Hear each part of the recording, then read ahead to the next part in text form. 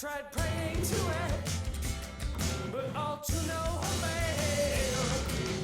Nothing could keep the baby Jesus from bleeding.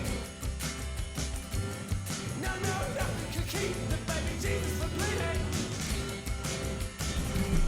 I gotta stop having these dreams. They are killing me inside. They are killing me alive. They are ruining my soul.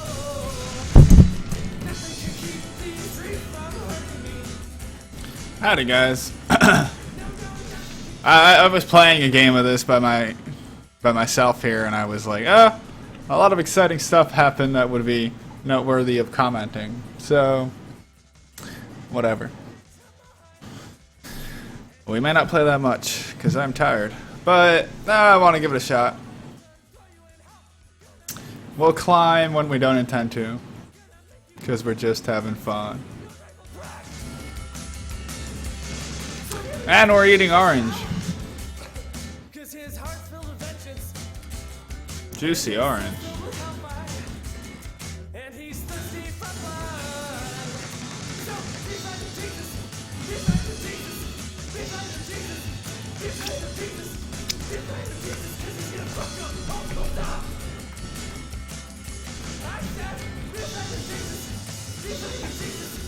Seedless! What a bizarre fucking creation.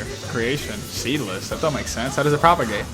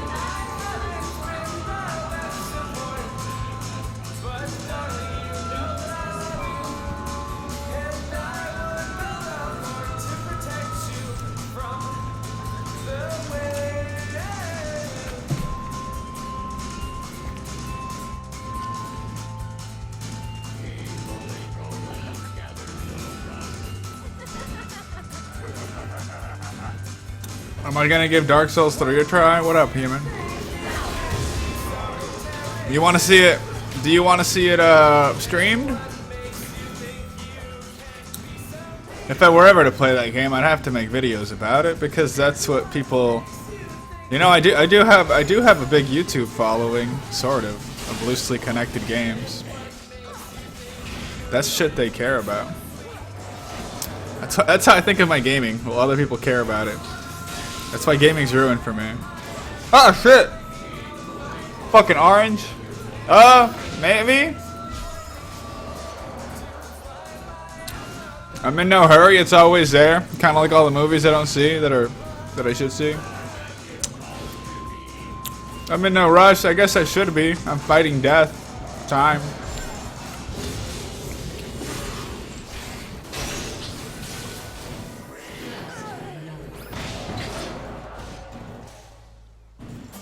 Huh, she's bad.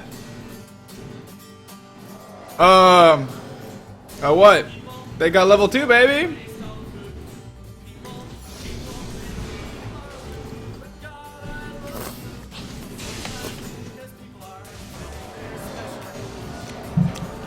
I mean, yeah, it was eating an orange, but it didn't influence that.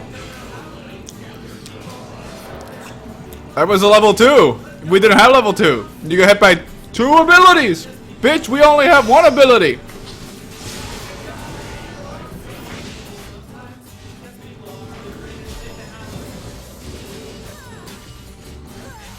But I mean, don't get me wrong, bro.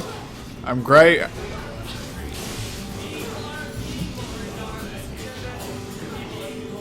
I like the Dark Souls series, and I like that the guy that makes it is back. That's good. That's a good game waiting for me at some point. Just games aren't much on my mind, man.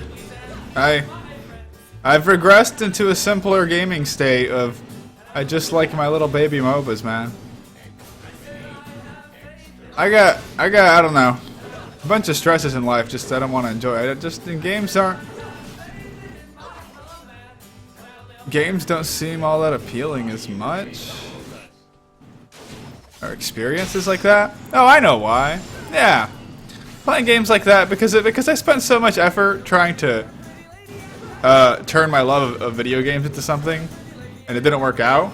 Playing games is a weird, like, I don't know. Think about it, man.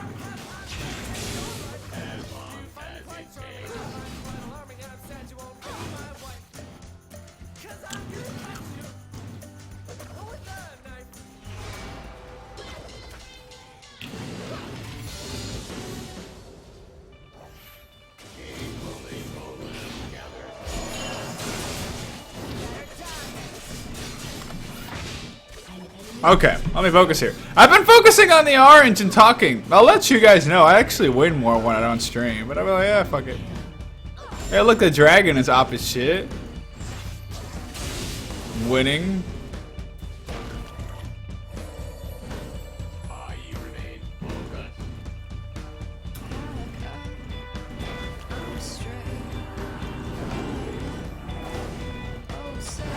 Let me stop eating the orange. Welcome, Crowley. She's playing alright, aside from that stupid part in the beginning. She's not super terrible.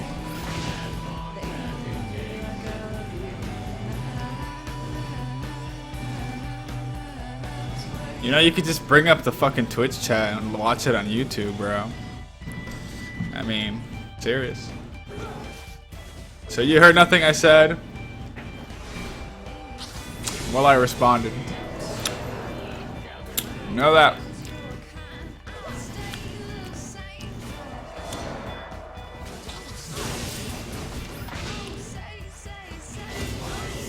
I am not doing much for this lane. Oh, because I ate another piece of orange. I gotta look at the damn thing, I gotta pull it apart. You know, and then I look back and I'm not even touching the keyboard. That diverts focus.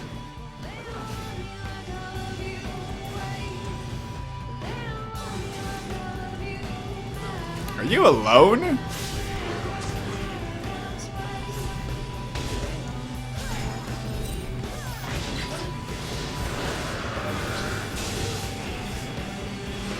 You can't win this. He's too injured.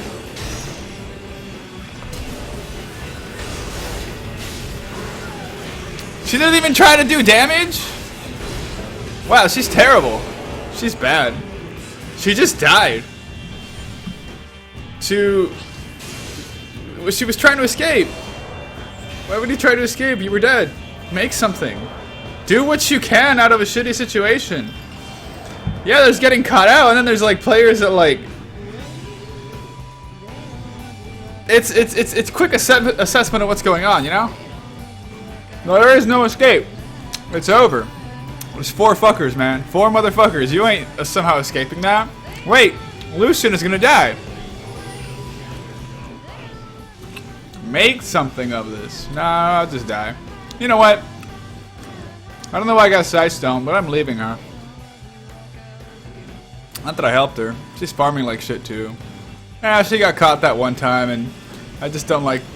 I don't like her fucking gaming ideology, man. It's whack for her role.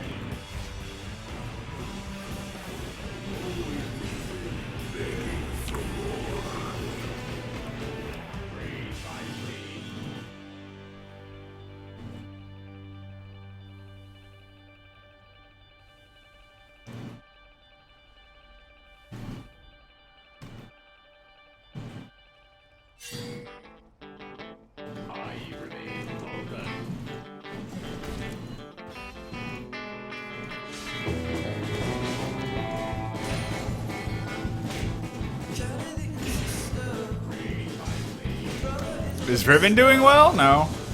The dragon is.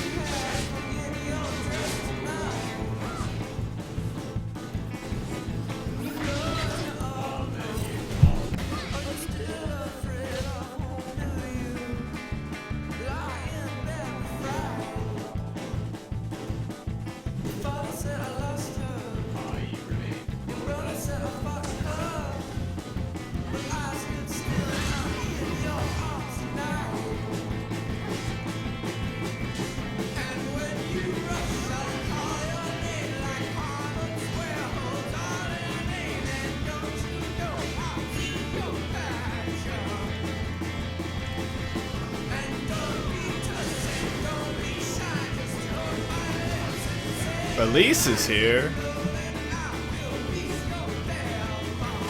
Oh, what a good gank. Holy shit. Yo, that dragon!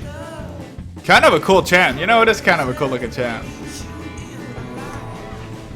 The ball mechanic is also kind of like, I don't know, it's interesting. It's simple, but kind of brilliant. I like it. Now, is he overtuned? I don't really know. I don't see him that often.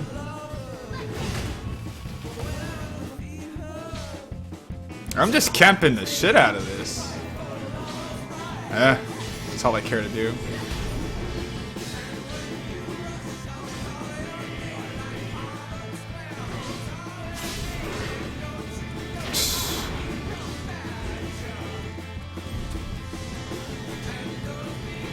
Huh.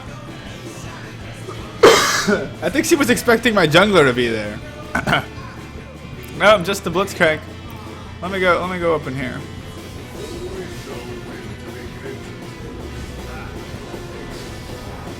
Cool.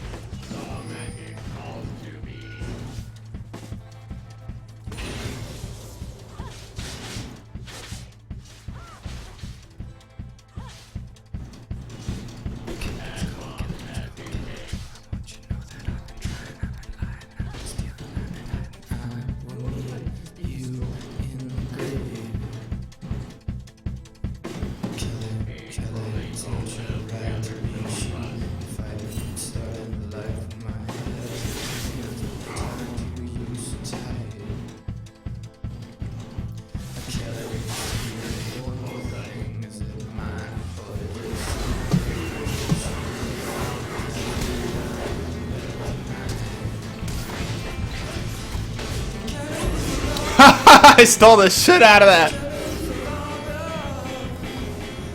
Fucking flashes for kills that are already secured.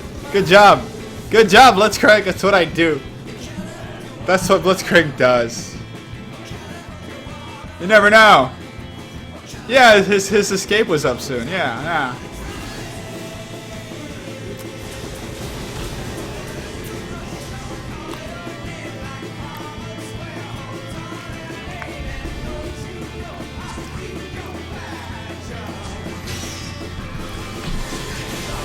Fuck. I'm dead.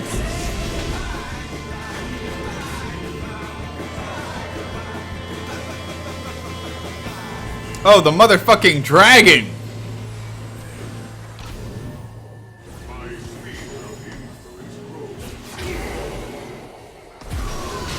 Oh, this fucking dragon! He don't even gotta be under the turret!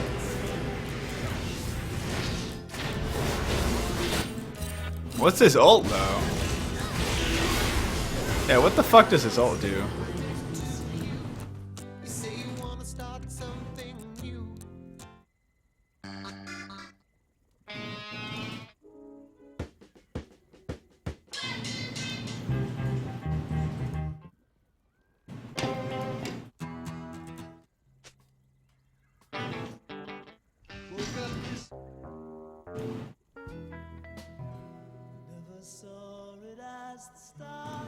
I don't know what this is.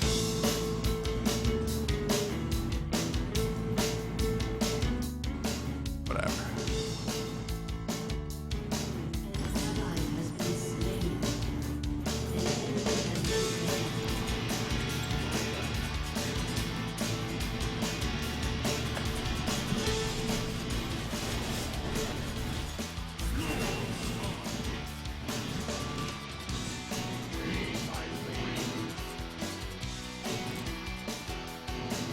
Oh wait, he's the mid laner.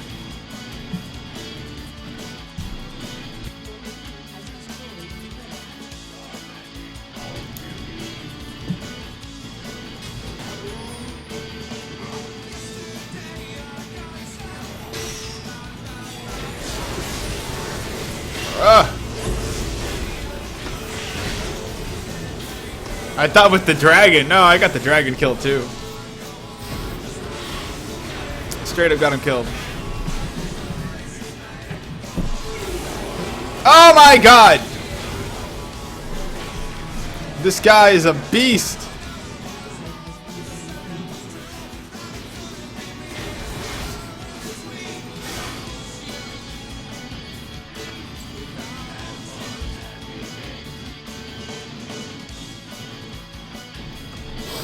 Okay. These guys are like good players. Don't fuck around like that.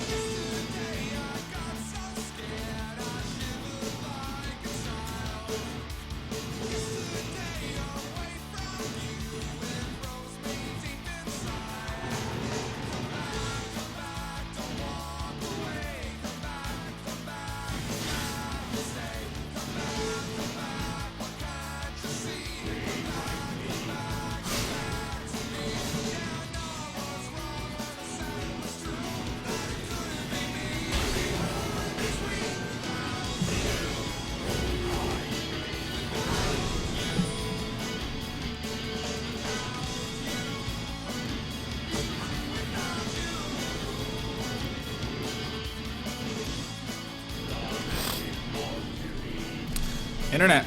I mean, if you go to links to... Oh, shit.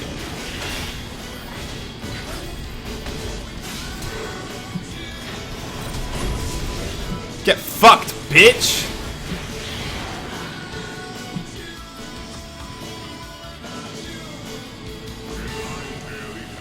But... internet, if you go to great lengths to type out why the computer's not the problem, bro. Internet.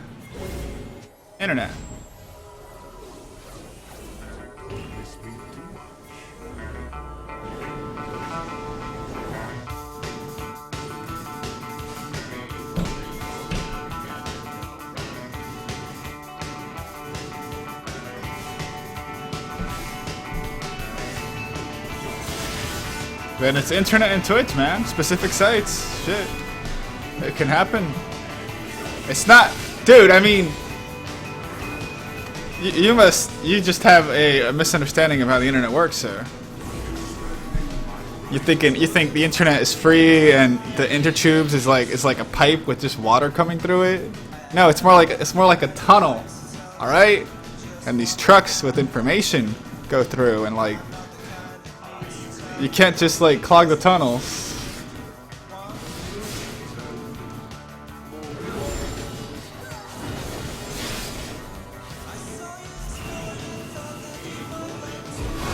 Twitch status is like, I don't know, an SUV sitting in there. Oh shit! Oh, I didn't die. What the fuck is his ult? What does this guy do as his ult?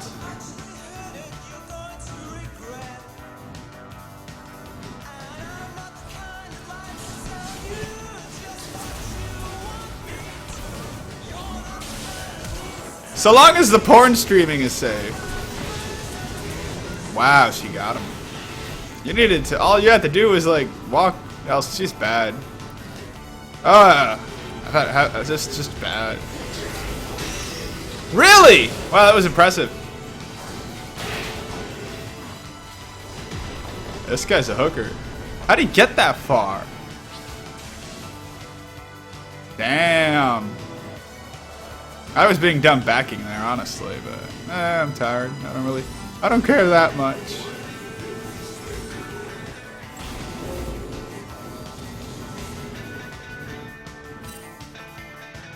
What, you want me to read his lore and his tired ass stay? Fucking link that one more time. That's the one link I didn't click last night.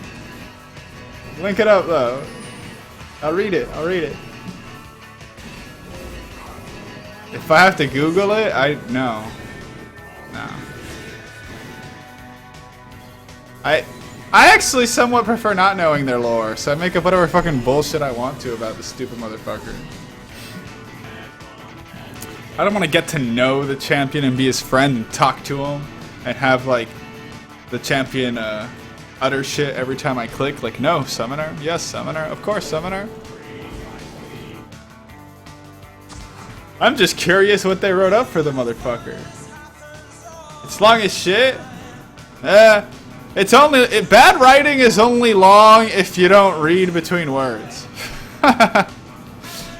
You can skim whole lines because you can start. Bad writing is noteworthy for being chock full of phrases and cliches, simple to complex ones, long ones like on another foot. That one's kind of short, or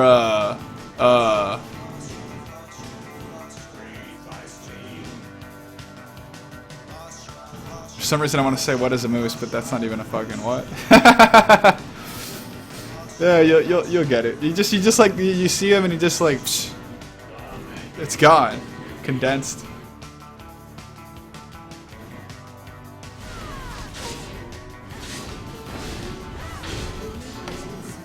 Nah, I won't read. I'll read it during Champ Select.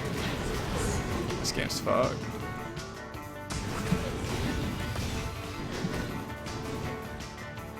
I didn't help it that much, but top lane Ribbons, you know. We have no real tank. Jungle Kindred is kind of a troll idea in general. We can live forever. We could all be damage dealers because we can live forever. Yeah, but we don't. We're not, you know, dealing with split push. I guess I could have stayed up there, but I'm not fighting Poppy, bitches. Why would I fight Poppy?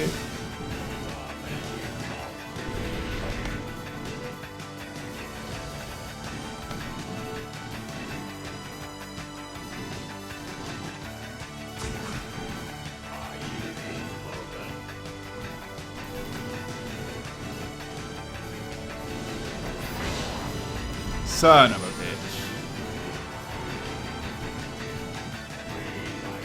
She dead. Oh, this maneuver.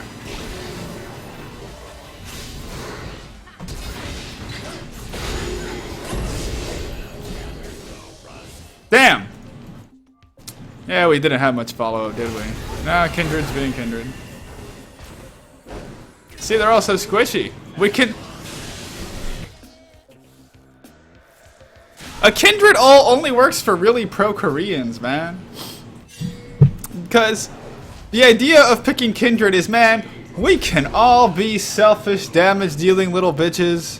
Because Kindred will never die with Kindred, YOLO, like, fuck it. We're all tanky, right? We're all tanky because we can't die. Yeah, for like, what, 4 seconds? 5 seconds?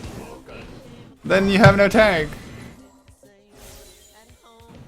And plus, it only protects you for a single team fight.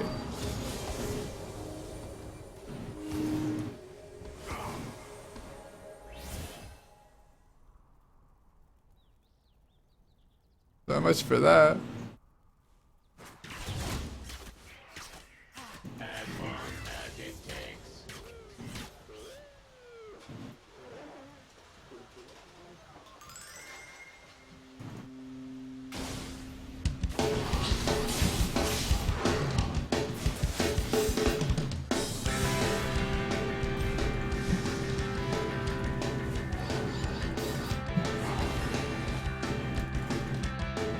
Oh shit, I never went back to recharge my wards. I'm tired. I am. Oh, they're fucked without vision. Why would you stay there?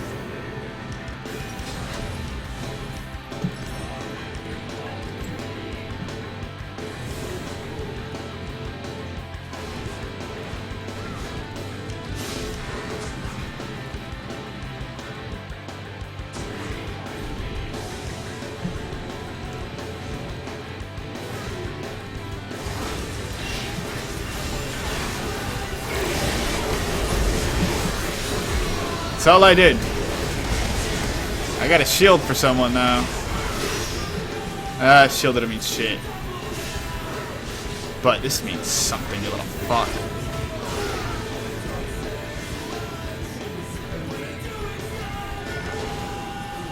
Serious? You're an idiot. We need you not half dead.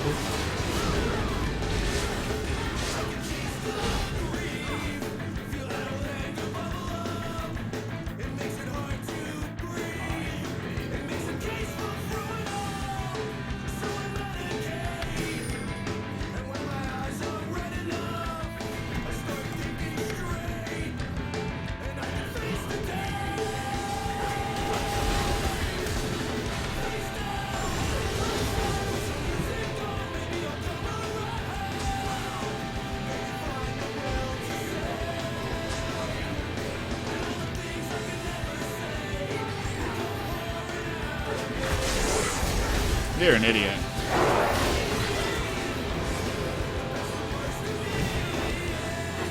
This is ballooning out of control. This is snowballing. Kill after kill after kill.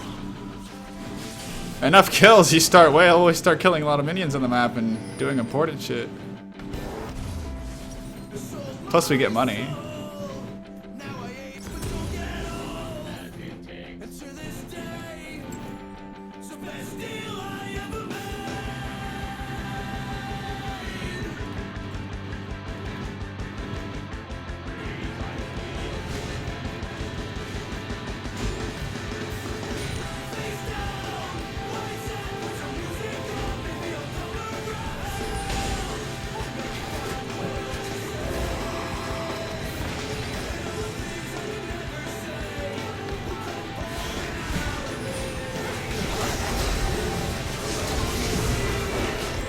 Okay.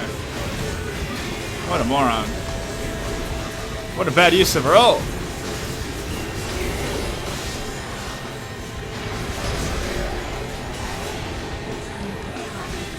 Oh, the shield might have saved them, it might not have.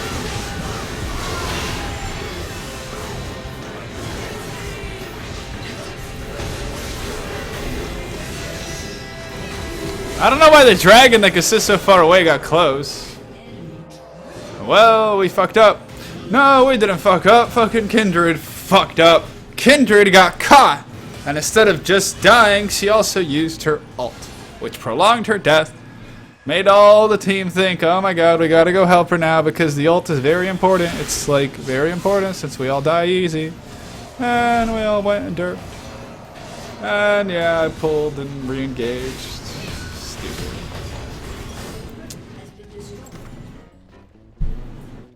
Your team has destroyed a turret.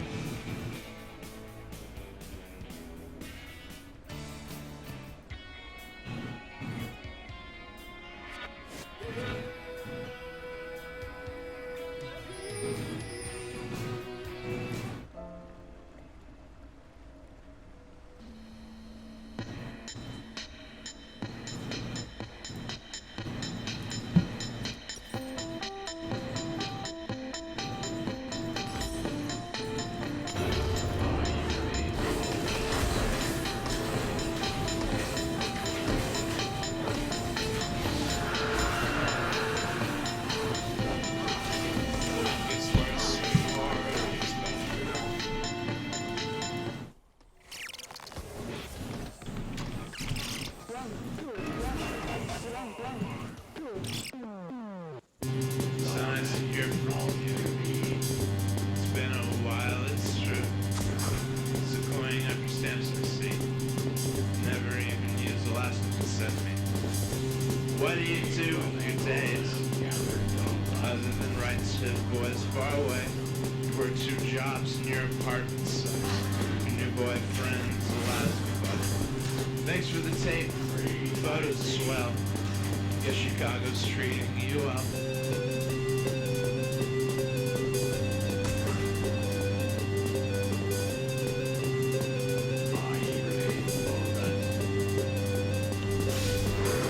Say you've got my picture on your wall. Send your number to call.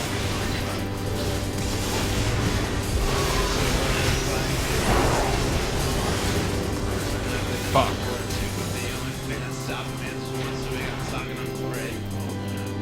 What we might start to say. And I don't want to start.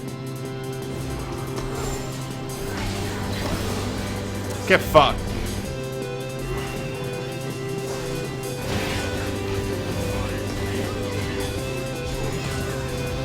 She's gonna get too close and die. This is bad. Bad players get too close and die. She's a bad player.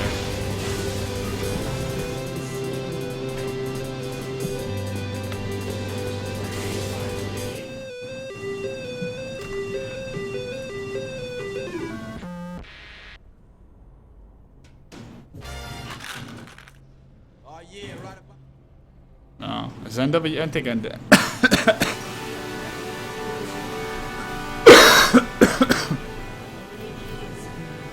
Howdy, Durjar. The jar. Durjar. Durjar. Man, this game. My laning phase was not that great. You know, I start by like, you know, what did I do wrong? Laning phase was kind of shit. I think the team fights have been dope. But this guy's kind of doing good, but we got a Riven top, and this fucking Severe. This Severe like chokes on her own. Oh, look at her. Look at Kindred. I'm not sure who's worse, Kindred or Severe. Bite me, bitch. You're so bad. I see this. These are teammates. They know how to lane. They got mechanical knowledge early game, but they don't like late game, man. Team, they can make a pick, but it's like they don't play ARAM. I think every good player should play a little bit of ARAM, you know? So you know how to fucking like fight instead of just like power farm like a motherfucker.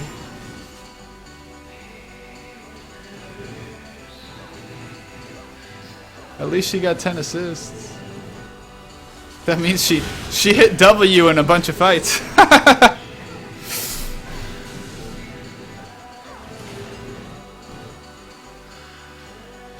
Have you played Dark Souls 2?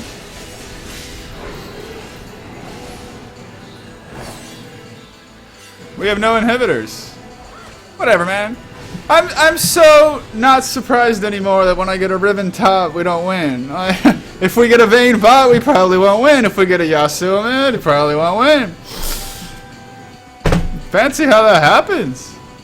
I just hope, man, take me. I really want to get to like fucking Diamond, where the Yasuos are good, where the Vaynes are good.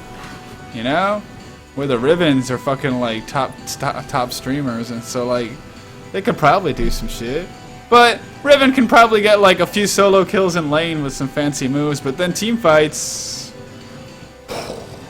There's like 5 people to kill. I only have like a few seconds to kill one. I gotta make it a show. They've killed me. She's gonna get away. Whatever. She wasted her ult for some reason.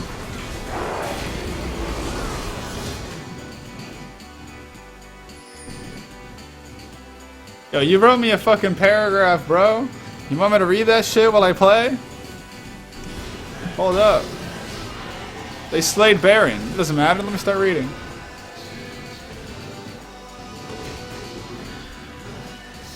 Riven face checking. She's face checking. Dude, it said they killed Baron.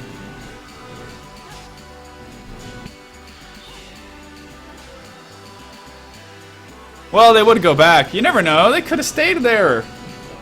They would no. They went back because like no one's gonna come check Baron once it says we slayed Baron. Nah, Riven. I gotta get those pink wards. It's okay. I'm Riven. I'm fucking Riven. I jump over walls and shit. You know they'll never catch. Oh, I'm dead. I don't give a fuck. I'm too tired to care. I'm too tired to care. Straight up. Straight up. Oh, I fucking didn't build the right shit. Oh, whatever. Who cares? Who cares? Nah, I'm faker Riven, bro. Shit, what are you fucking talking about, man? This guy's faker.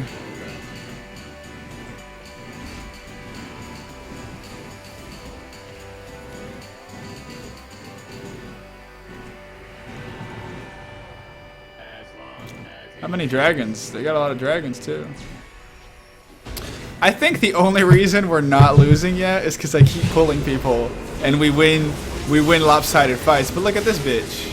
Look at him get absolutely ass blasted.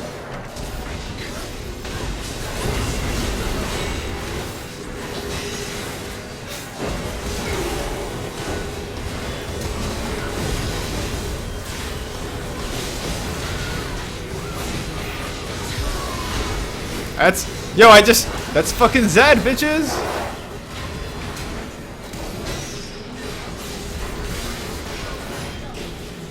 Fuck. Yo, guys. Not that it matters, man. Not that it matters. Like, we get like one good fight, one good team fight every 2 team fights. And a lot of them rely on like, oh wait, we pulled them at the right time. Oh shit. That's good. Hey, they lost Baron though, so fuck, man. Fuck.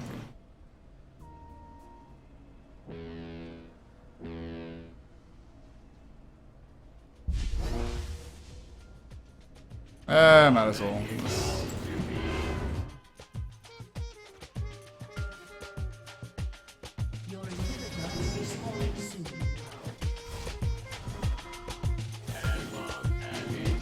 Demon Souls is really, really good. Dark Souls 2 is shit. I think I've explained at length why it's bad. It's bad. Suffice it to say. Normally I'm not one to end it on such a short point, but man, I think I've spoken about it. I fucking got YouTube videos talking about why I don't like a Dark Souls. Sort of. It's in a video. Plus, I've explained this so many times. Whoa!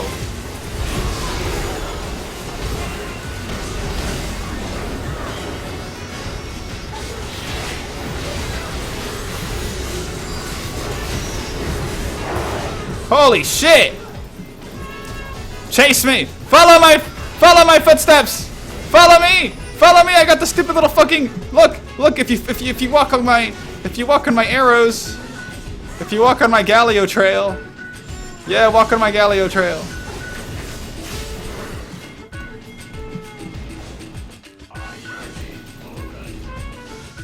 That's a little wild. Fuck it.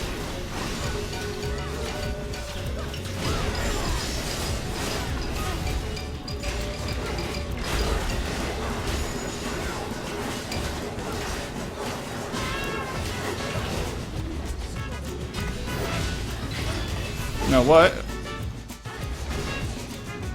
Bullshit, I got that, but whatever.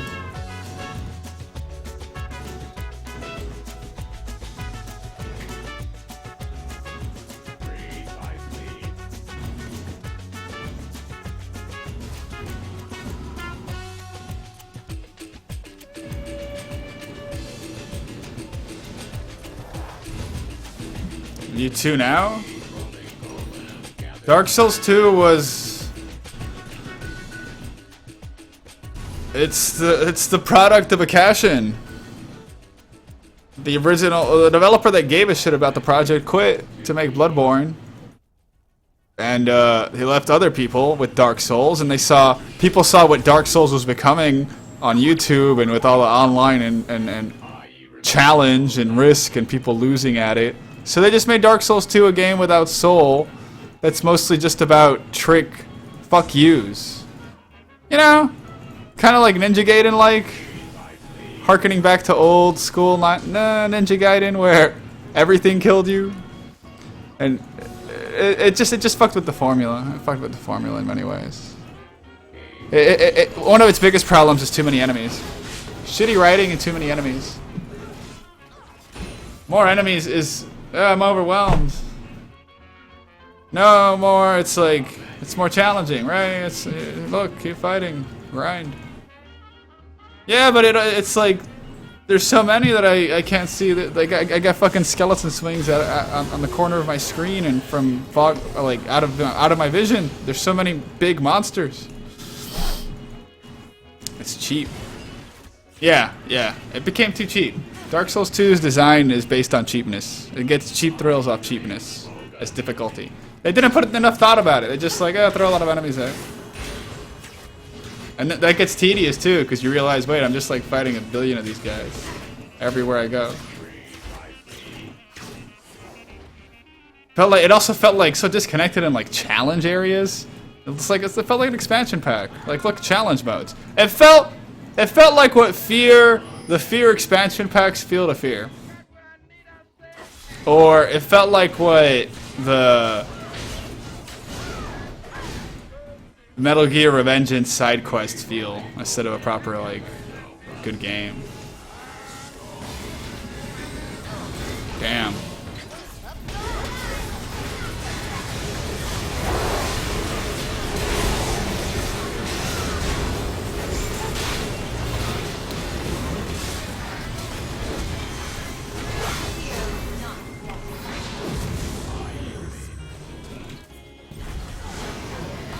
Why would you fight her? Little dumb bitch. Ain't bad.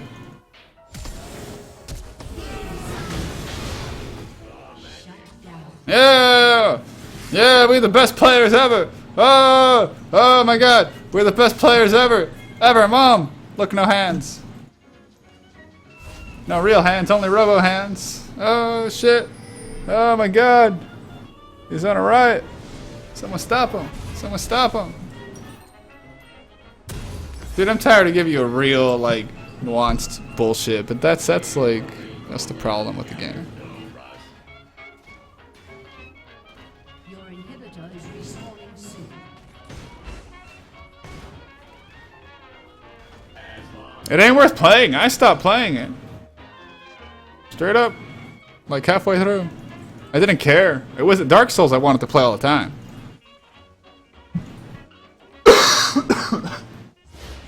So, yeah, think about that. And I told you, I'm the type of guy, I'll watch a TV show nowadays. I'm a laissez-faire motherfucker, man.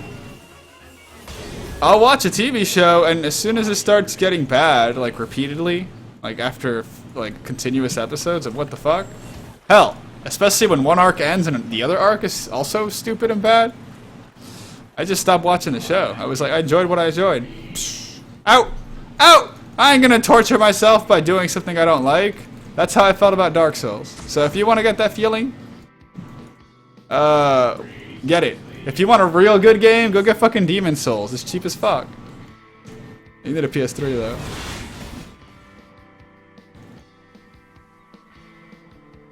The magic calls to me. Hey, do what you want. I just say it's a bad game. Bored me. As long as it takes.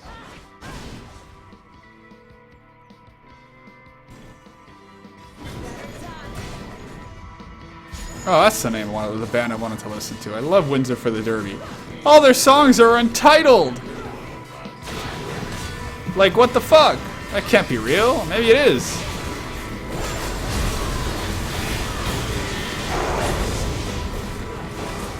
Oh, my whole team wasn't there, were they?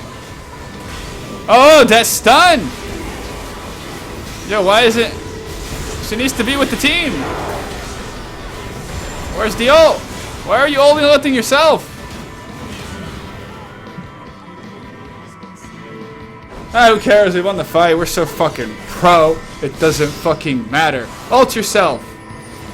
No, everyone's got a... How many Guardians bullshits do we have?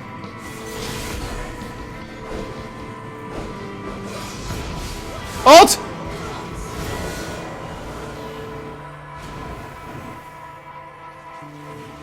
Oh, maybe she did ult. Why were they chasing then? Why were you chasing without ult? I don't know. I didn't use my shield, so whatever. Whatever, man. Like, how do they perform half their songs in, like, a venue? Like, if they're all entitled, you want to play that once? Oh, well, no. They would just, like, start playing the first few notes or chords and, like, yeah, we know that one. But how do they, like... And now this one we like to call Entitled 1. This is Entitled 2. This one's also Entitled. It's a continuation of Entitled. This one's Untitled, the offshoot. No, like half the songs are entitled. Howdy, Jackson.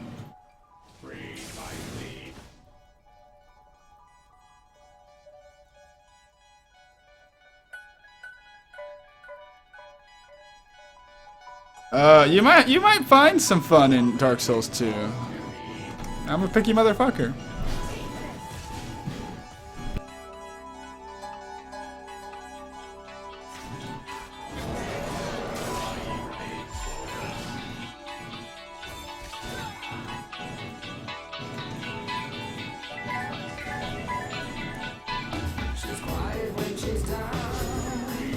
What?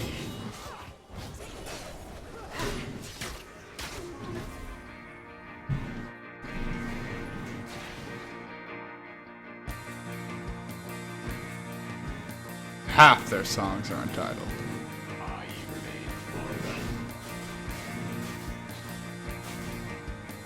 Yeah, if you do play it, you could get the game of the year. You really want to play a game that went through that? A game that was unfinished at the start and had half its shit paywalled or hidden to be released later, so that they can always release the game of the year edition that was actually... Give us some extra development time, guys. Kickstart this full-priced game for us. Okay, thank you. Why fucking full 40, 50 minutes of this shit? Win or lose, do it now! Win or lose, do it now! I don't give enough of a fuck! You guys are either good or bad!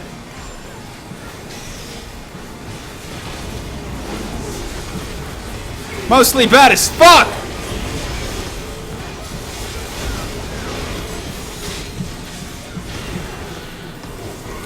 Win or lose, do it now!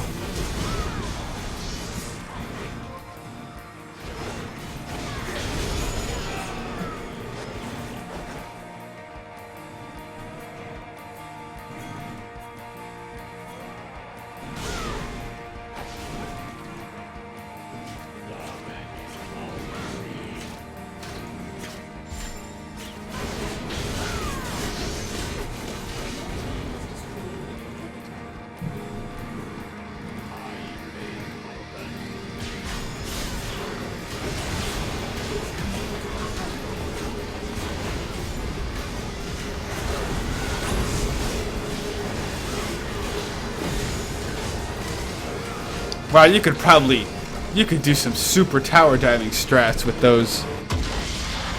With their ults. Does Kindred ult save you from tower?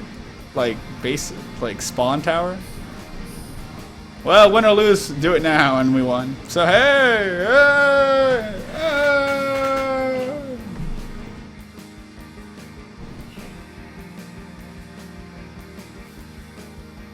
More key fragments. It's like the opposite of the TF2 problem. Too many chests, not enough keys.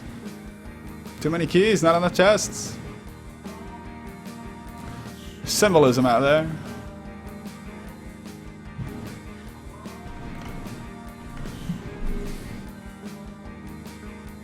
Hey, we won with that stupid ass team. I don't even know how. How? This dragon did a lot.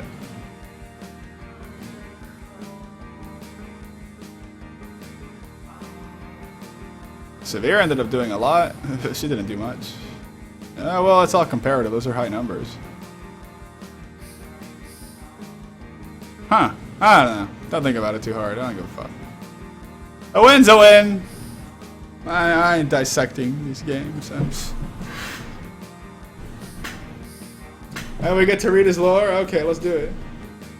Let's read this dumb shit.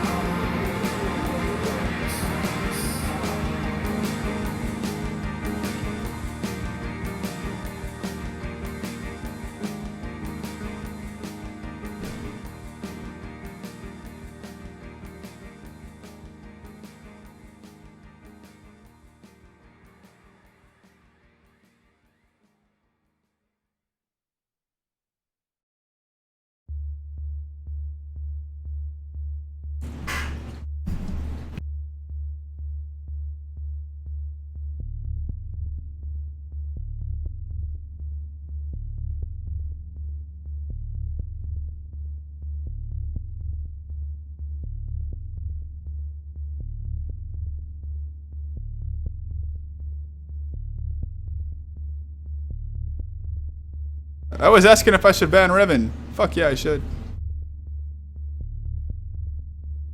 I was like, our Riven won, but you know what? Fuck you. We won in spite of her, not cause of her. So fuck that. I remember, hey, one of these games, what was Caitlyn? Was I streaming that game? And she was first pick and she was hovering over Vayne. Banned the shit out of that, and I had a great game because no, she picked something else and she lived with it. She fucking lived with it, dumb bitch. We ain't got time tonight for no fucking Vayne games and Riven games and Yasuo mids. There ain't got time for that shit, man. Life's too short to play with those bad champions. But anyway, let's read this.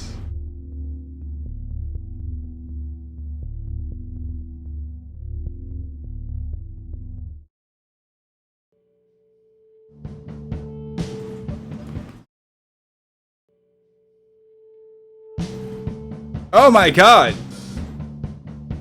Holy shit, that's so much text! Sweet! What the? What is this?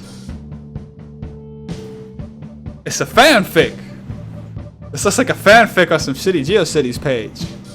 Or something. Oh god, let's actually look at the words though. Oh god. The presentation's all neat and all, I guess. Let's understand the mind of this awesome champion. Kara Warship Marble. They're all appropriate responses.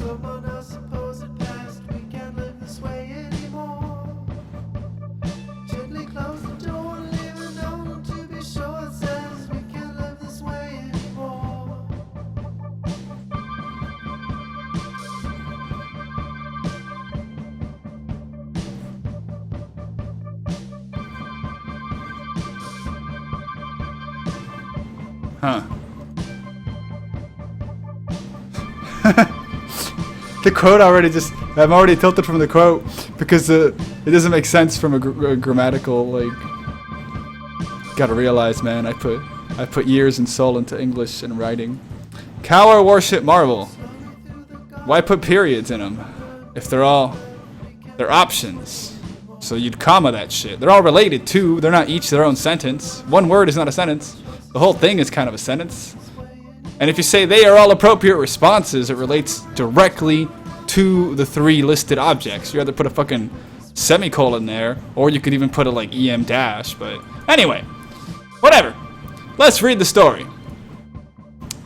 Oh shit! Aurelian soul once graced the vast emptiness of the cosmos with celestial wonders of his own devising.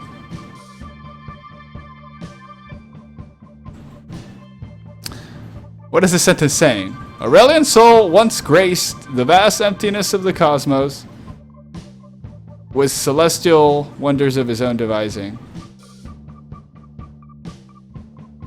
It's a once upon a time start, but what? He once graced? What does that mean? Did he fly? Existed? That doesn't say anything. Graced. He's regal. Oh, okay. He existed? He graced the vast emptiness with celestial wonders of his own devising.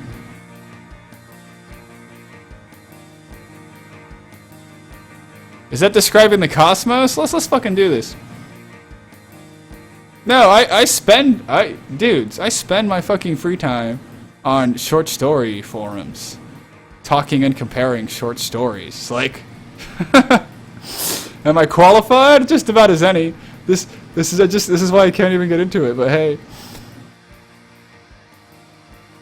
he once graced the vast atoms of the cosmos with celestial wonders of his own devising. Does that mean he traveled with the celestial wonders, or the cosmos were made with his celestial wonders? Now he is forced to wield. It's not an interesting sentence to begin with. Aside from the problem in the writing, that's first what I'm dissecting here. My issue with the sentence is he existed once. That's what the sentence is saying. That's not starting at a good point in the story. You're starting too early. There's no problem going on yet. Now he is forced to wield his awesome power at the behest of a spacefaring empire that tricked him into servitude. Okay. A spacefaring empire? Oh, I'm interested. A spacefaring empire. It tricked him into servitude. Tricked a god! Desiring a return to his star-forging ways, Aurelian Soul will drag the very stars from the sky if he must in order to regain his freedom. Oh! Okay. Alright, so he's like a genie in a bottle. He got like captured or tricked. What? They just gave me like the... The first paragraph is a fucking like abstract for a science paper. You get the whole thing. Alright, I thought it was the beginning of a story. The appearance of a comet often portends a period of upheaval and unrest. Under the auspices of such fiery harbingers... Under the auspices... It is said that new empires rise, old civilizations fall, and even the stars themselves may tumble from the sky.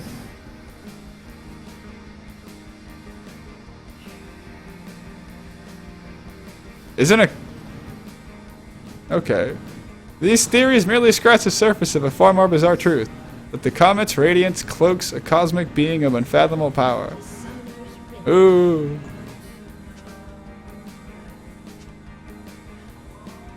Why does this paragraph exist? Because you already told us about Aurelian Soul, and then you hint at him being a cosmic power. Wait, motherfucker, we already know that. Oh boy, we're gonna have fun. I should put that up on screen or whatever. Yeah.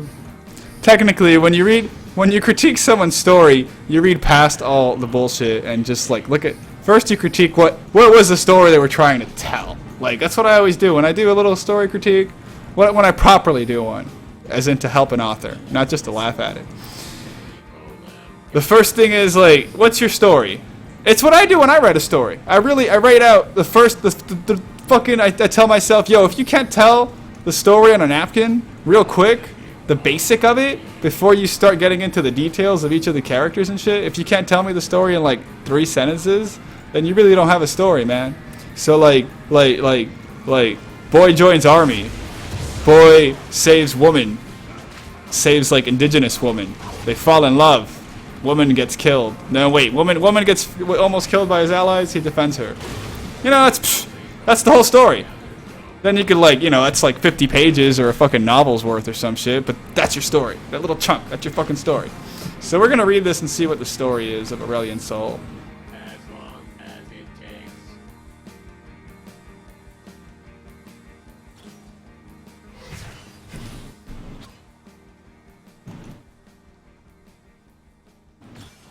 I said Riot was incapable of making long lore? What? I never said that. They've made a shit ton of lore. The magic calls to me. First blood. What? You got fucking dove, bitch.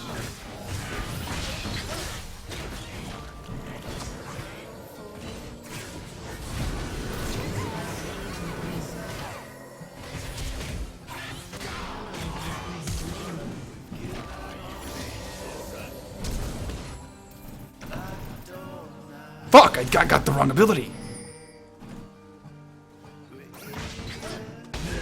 Get fucked! Fist him! As long as it takes. They write a lot of lore. A lot of it has been short. You're confusing me with fucking like people like fucking like League of Legends or Reddit or something where they bitch about the shortness of lores or whatever. No, I bitch at the vagueness of lores. And 2 paragraphs in, nothing's really been said. Well, no, actually, the first one laid out the story. The first paragraph laid out the story, and then the second one starts building it back up. Like, why do you spoil that? We just got his whole arc. Like, I just don't get why they would do that. Why would they do that in the story they're trying to tell? They gave us a synopsis of the story, and then start telling the story. Like, why have that paragraph? Because you spoil your own story. He gets, like, tricked. Because you're wondering, oh, is the story, well, shit, normal humans, mere humans, somehow subdue a god? How do they go about it? Oh, they trick him. Oh, okay. Oh, well, I'll tell you how. Well, I mean, shit. You could have told me what the trick, you know, what was the trick setup? Yeah, I'll tell you it now, but I gotta tell you about the god and how powerful he is and what they do to him. Well, I care about what they did to him now, because I know! Storytelling. I get fucked.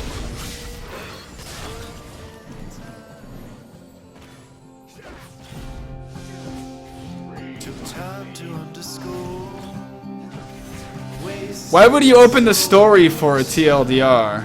Especially, they open with a quote of the character, and then they open, so they open with like some intrigue and some mystery of cosmic fucking words, and then they fucking go right into TLDR. So and then they give a paragraph of fluff to start the story. Where's the story? We'll get to it. Yeah, I know, but you're taking a while getting to it, which makes it a bad fucking story, you little fucking Jew baby fucks.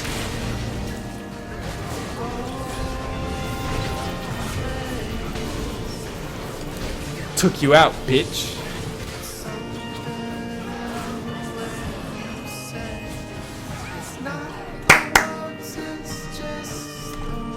Good job. Let's read one more paragraph. Dude, I don't give a fuck. I am so tired, I don't give a fuck. I don't give a fuck. No filters. No care. Let's read another paragraph of this fucking beautiful nonsense. The being now known as Aurelian Soul. Why wasn't he always known as Aurelian Soul? The being formerly known as God. That just makes it sound cool. Okay. The being now known as a formula. The being, it's just he's so powerful. What is he? Just fucking say it. He's defined by his name, Aurelian Soul. So I'm gonna fix this sentence right here. Yeah, I'm gonna do this on stream. We might as well call it a creative stream. Yeah, that's what I'm gonna do. That's what I'm gonna do. Check it out.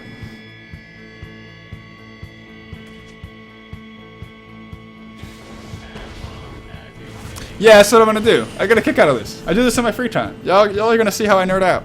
Y'all are gonna see me nerd out. Y'all gonna see me nerd out in a moment here. In a grammatical language interest way. A lesson. I'm gonna give you motherfuckers a lesson. I'm gonna give Riot a lesson, and you also, in why I feel their writing is so bad. I'll fucking circle it and underline it for your ass.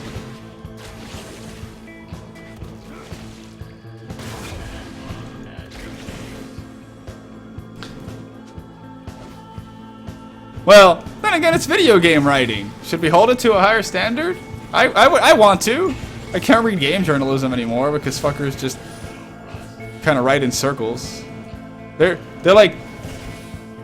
I noticed after a while that game journalists for reviews were like, after a while you kind of say a lot of the same things about games, so they challenge themselves to spice up sentences and shit to make it not sound like they're reviewing their like 800th game. Roger Ebert didn't need to do that, you dumbasses. That's why Roger Ebert reviews are short as fuck. Man only has so much to say and he gets it said.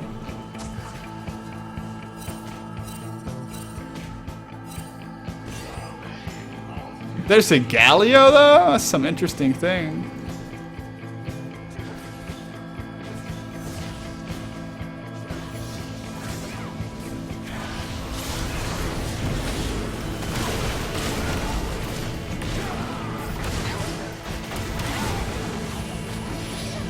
Damn!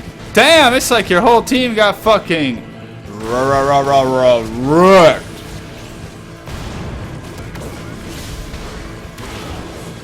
Oh, he healed off his ass. That punch up allowed him enough time to heal.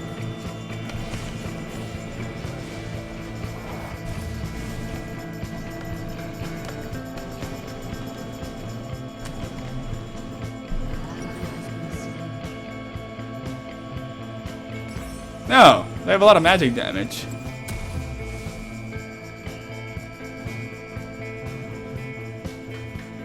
I should apply to work there? Yeah, I never got my degree. That's my own bad. Never finished my English degree. But I did continue studying even after I left school.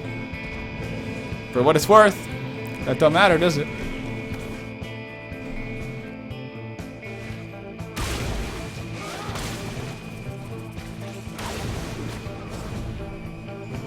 Apply it right. This guy.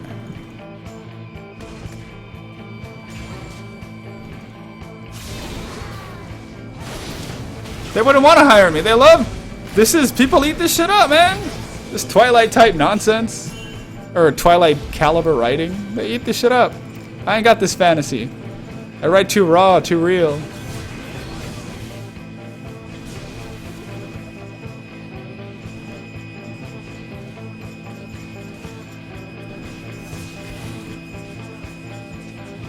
I'd write a cool, fanciful creature, though, man. Fucker would scare your ass. To be real honest, I write a lot of horror. Not the type of I'ma kill you and stab you and stalk you horror, but more like a freaky horror, like surreal things, like strange things, bizarre things, the unknown, mystery killing, mysteries. Unfathomable things that are the scariest of all, the unknown. That's what I write about a lot. Or I just, that's included in the things I write about. Yeah, you know, now you're dead.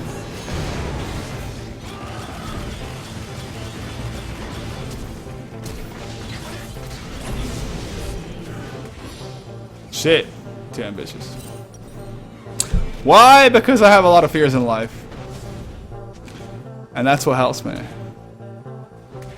Fear dying, fear pain, fear age, fear loneliness. So we write about it. And that fear manifests as surreal manifestations of fears. And so you get weird, twisted stories. That's what I do. That's really not what Riot wants. Riot wants pseudo-archetypes that are sold in convincing and easy to digest lores. But we'll finish reading the story, man. We'll finish reading the story.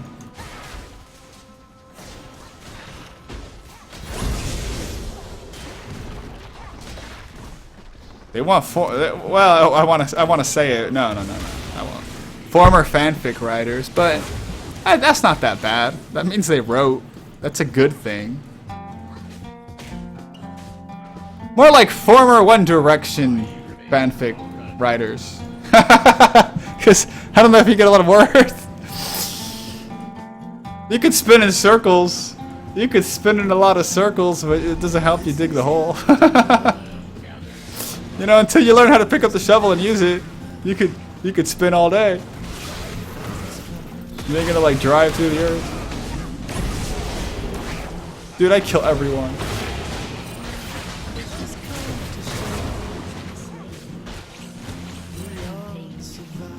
You liked creative writing? Good on you, Crowley. We're gonna have a creative writing class, guys. No, I'm dead serious.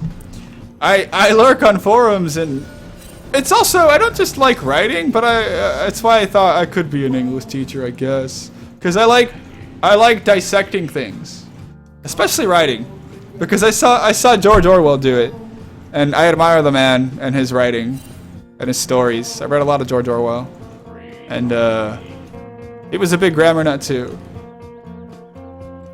and he's a personal hero of mine. What is my favorite book or author? My favorite book ever is One Flew Over the Cuckoo's Nest by Ken Kesey. One Flew Over the Cuckoo's Nest is my favorite. That's a powerful book. Kind of a stupid movie.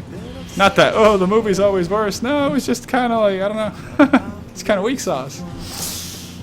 Of its own merits. I like a good film. Hell, I like nothing more than when a book I like gets reimagined as also a movie. I get to enjoy it in a different way. Oh, but not so much that. But 1984 would be up there too. But what else? What book do I love? Oh, you know what book I really like? This one. I keep it on my desk like all the time. Oh shit! Oh, I might die! Fuck! Books won't save you here. This is video games. Oh! Oh, you troll sons of bitches! Someone! My mana shield! Oh, I killed this time. That was actually pretty good. Anyway. This is one of the best book ever. Look how short it is. It's so fucking like, it's like 80 pages. It's like a Bible. That's a good book. It's just about how to write well. Vigorous writing is concise. Vigorous writing is concise. Hell, talking. Powerful messages are short ones. Because they don't take long. They don't like to take long to, they're blunt. They're blunt. They're beautiful. And they're also powerful. Well, this isn't really a rule, but it's something I figured out. Is that, powerful writing is analogy. Like, is comparison? I don't know how to describe this little, like, epiphany I had. Let me think about this one a little more.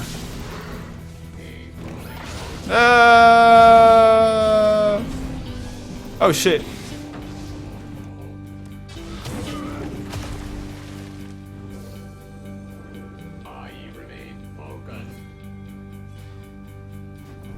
That takes a little more explaining, but whatever. Vigorous writing is concise.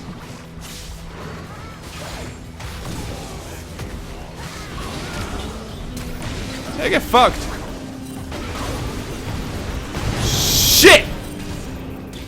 fucking fucked up. Where are you going? No way. Dude, the wolves got him. I fucked up. I fucked up.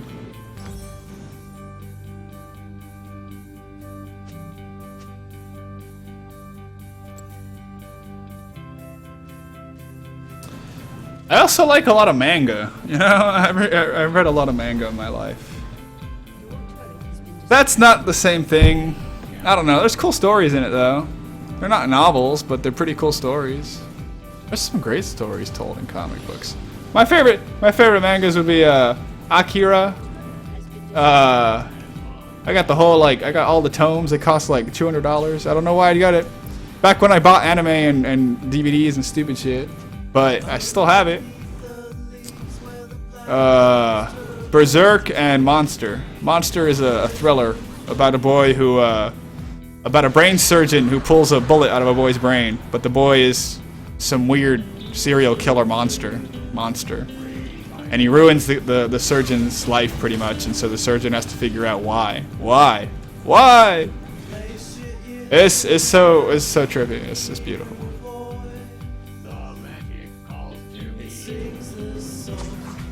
It's so fucking clever. We're talking like fucking Kaiser Soze clever. Like the greatest trick that the devil did was juke shit. Yeah, juke that, bitch. Juke that.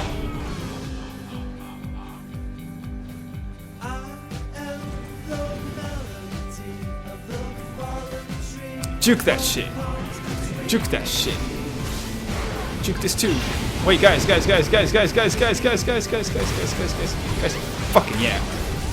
Juke that. Oh, I want this one too. Let me ignite him. I want all the fucking kills. I'm leading the kill charts.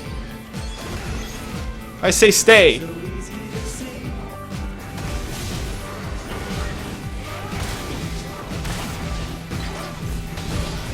Shit. Maybe if these pussies hit the tower. Oh shit. He missed. Wait, what? Ezreal almost fought. Ezreal's living by the skin of his teeth. Oh shit! Yo, you better run! Oh shit! You gotta make sure you don't get too close, though. Oh my! Oh my god!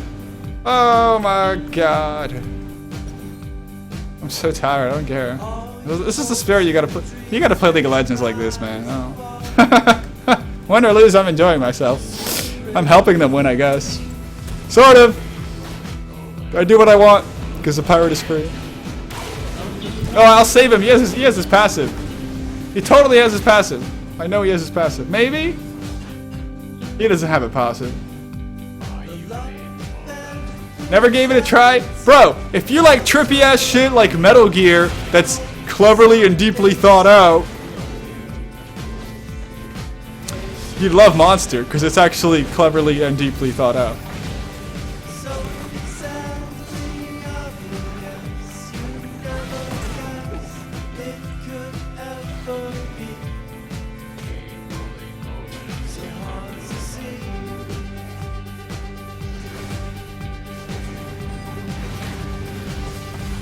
Also, one of my favorite mangas is Uzumaki. If you like Lovecraftian shit, Uzumaki, you'd love it. Junji Ito in general. This stuff is great. I like him so much, I read his shit in a language I didn't understand. Thank God it's picture books. Still read it. Still read it. He has these little one-shot compilations that are not translated. But hey, they're pictures, you know, I can kind of tell what's happening. And I'm not gonna say I've not learned any bit of Japanese. No, not at all. All fucking moon runes, man. Moon runes. Moon runes from the planet Neptune. Neptune's moons. If Neptune has moons, does Neptune have rings? Yeah, probably little thin ones.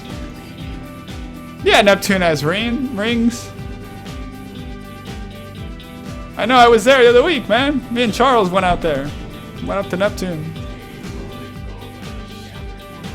So we play shuffleboard. It's very easy when the surface is liquid nitrogen.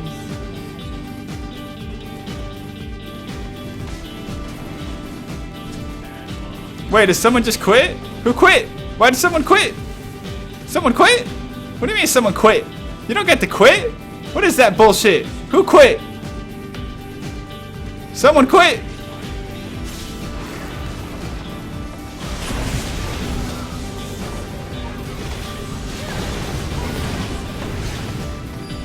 Who quit? What Lord of Noobs quit?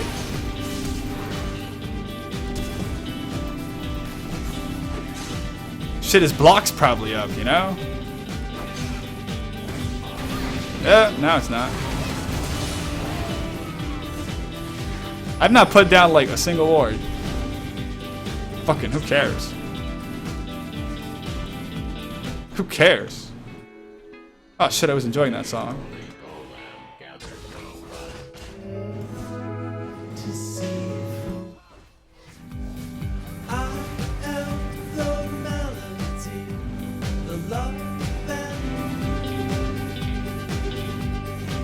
It's got like fucking New Order vibes to it, man. I love it. I love New Order.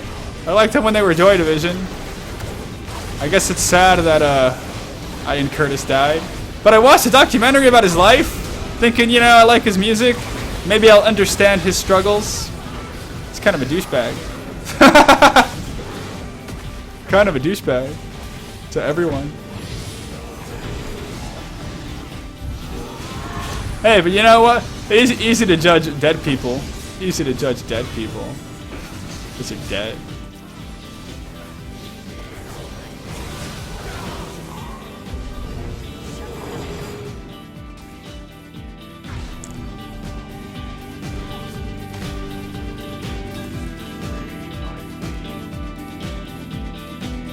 Yeah, we're gonna nerd out in a bit here with creative writing lesson. Not just why is it bad and how is it bad, but how can you make it better? That's what you gotta come up with, man. Any fool can deconstruct shit, bro. Any villain can destroy things. It takes real genius to prepare them.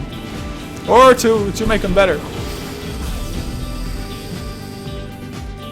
What am I buying? I buy whatever the fuck I want to. Yeah, I buy whatever the fuck I want to. That's the spirit. That's the spirit.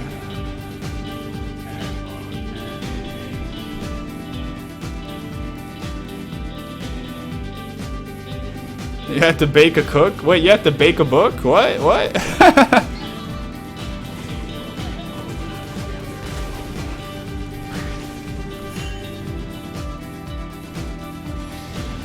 I had to cook a book for the mafia.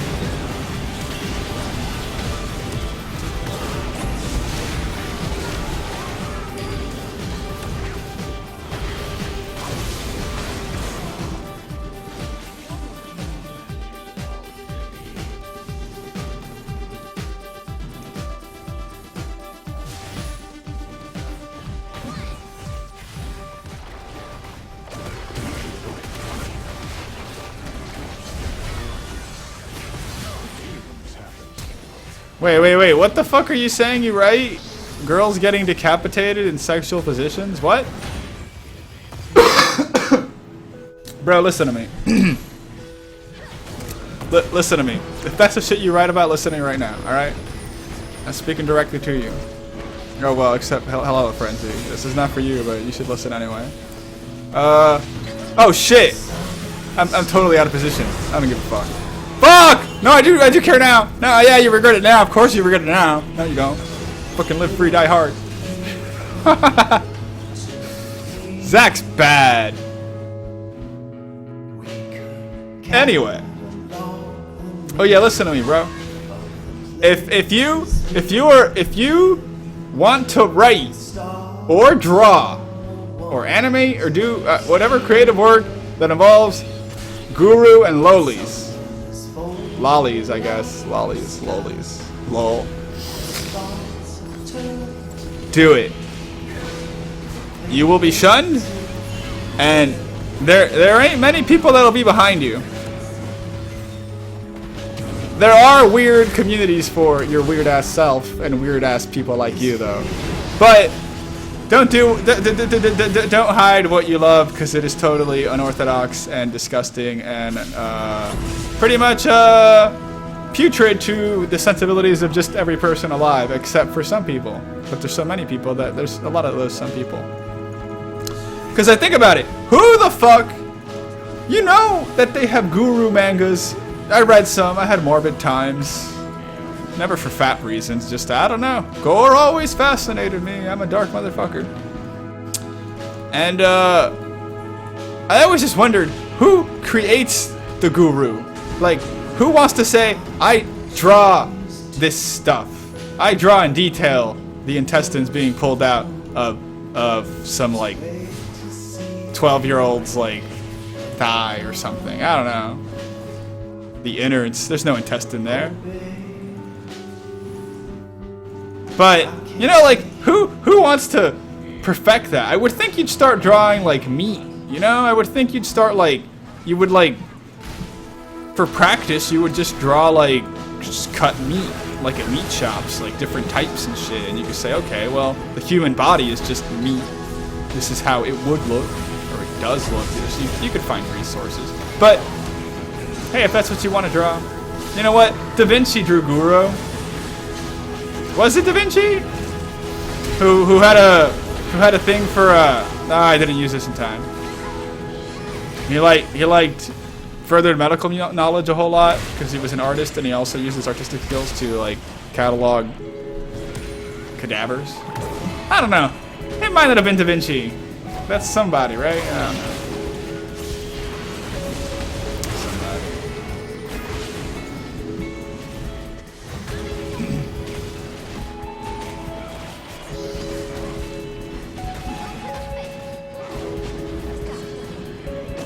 That's a pretty cool image.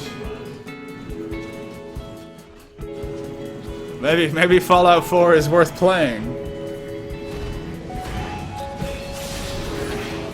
Oh, that's not what you're trying to write about? That's what you just told me. Why did I just tell you all that if you didn't?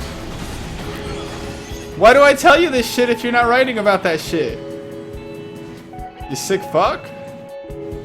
I take back everything I said. That's disgusting and you have problems.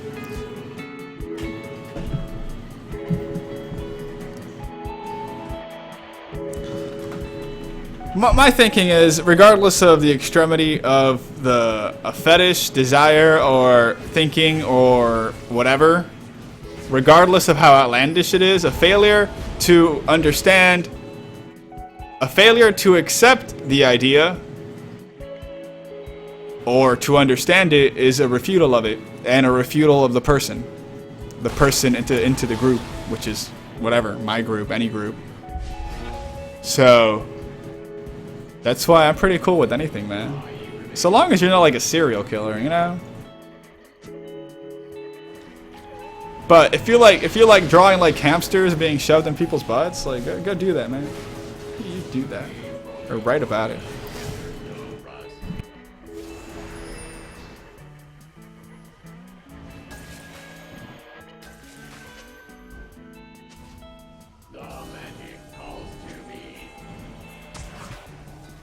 Stall. We're not losing. We're not losing this game.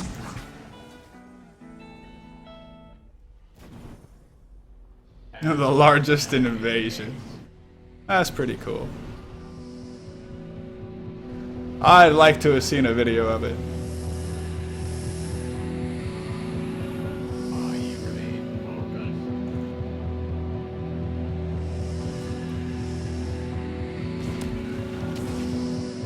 Okay, try Uzumaki. That is my genuine Lovecraftian horror manga recommendation. That is my favorite. That is good. If it's not good, you could come. I will buy you a plane ticket, and you could come to my house, and I will open the door, and you can kick me in the nuts. Right in the nuts. Right in the nuts. I'll come to the door wearing boxers. All right? I'll get you an Uber from the fucking airport, right here. And you just walk up, you just take one solid white, just swing that shit. Break the nut if you need to, and then they're good. That's my guarantee. That's my guarantee to you, sir.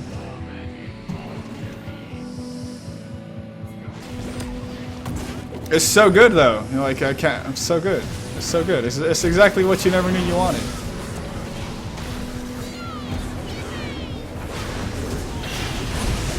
They made some other shit like Yo and stuff that people might mention, but that's not as good. That's his best shit. That's his best shit. That's the good 100% Colombian cut shit. All right?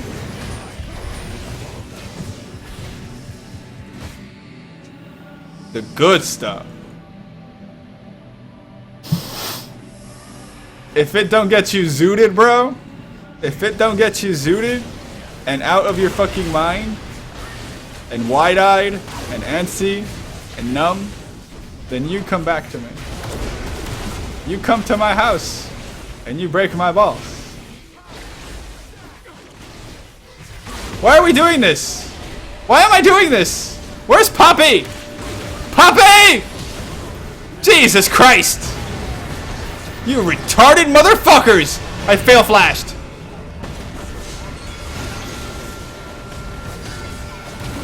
Where's Fizz? Where? What? You fuck! Oh my god! Why do I play with these idiots? How does this happen? We could have just probably gone mid and won. They called Baron! I didn't even make this call! I'm not listening to anything they say. I didn't even make that call! I didn't even make that call! I listened! I listened to my idiot teammates! Such an easy game! Always the easiest games that get turned into fucking long-ass, arduous fucking battles of attrition. Fucking shit like Helen and Troy epics. Fucking Homer writes about these fucking type of games. It's so stupid, man. What the fuck? Why would I listen to my team? Don't do what they do. What you do. Do what you do, and they follow because you are the kill leader. You're not the kill leader anymore. You were up until that shit.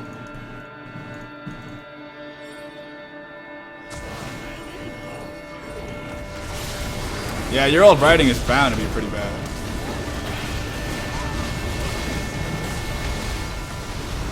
Oh, we 1v5ing and shit. We 1v5ing like we pros. We 1v5ing like we know what we're doing.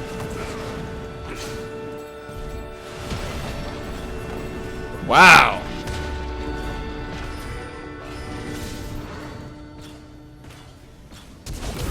Brilliant.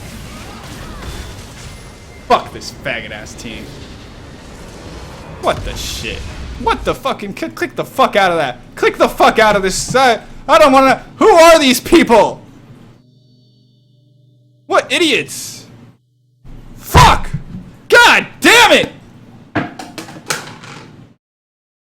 Don't ever listen to calls by your teammate without approving them mentally first. Cause I had the power within me to ping.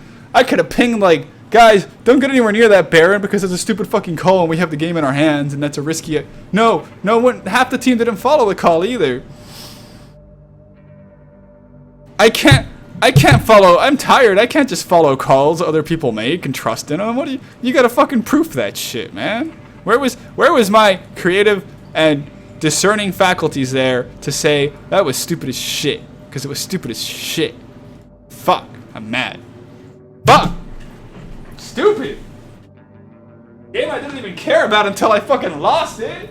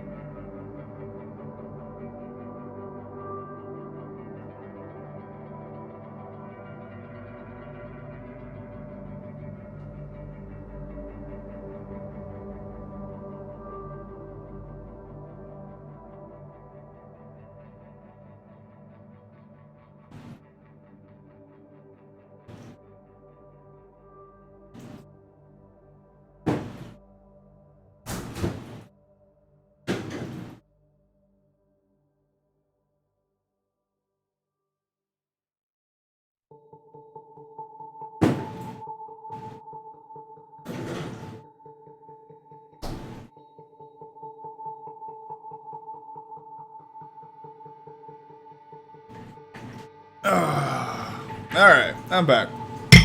We got water now. Fucking joke ass shit. Anyway, we're gonna read this story together. For if I am to suffer this, we shall suffer it together. Let's read the story. Burning pit? The burning pit of bodies.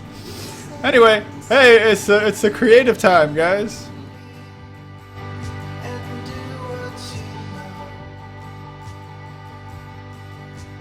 We're gonna read a fucking great ass tale here together.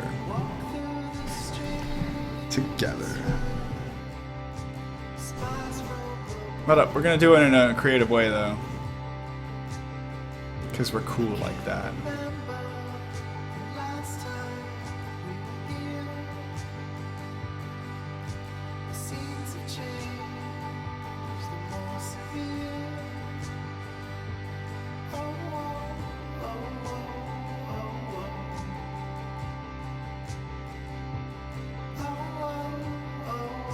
Alright, we're gonna read it together and see what we can come up with here.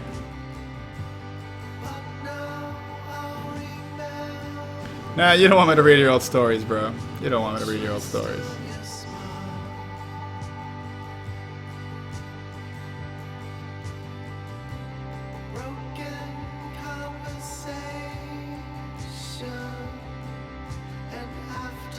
Oh! Oh, I thought no one was typing because my chat wouldn't. Okay, I'm reading.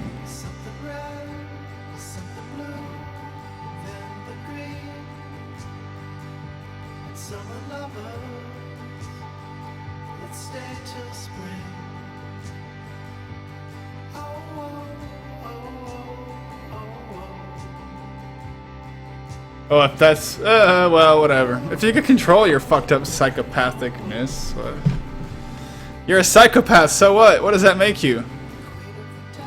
A rejected person? Are you pulled from the gene pool for that? What? Like, ain't that shit you gotta live with? I never really got the whole labeling stuff. Okay, so I'm a bipolar, bi-curious, androgynous, demisexual, dim-witted, sex maniac person. Okay. Shit. Okay. 2 a.m. Alright, cool.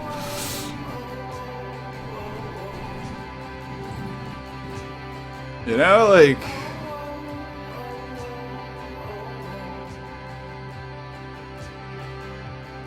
life isn't your hang-ups.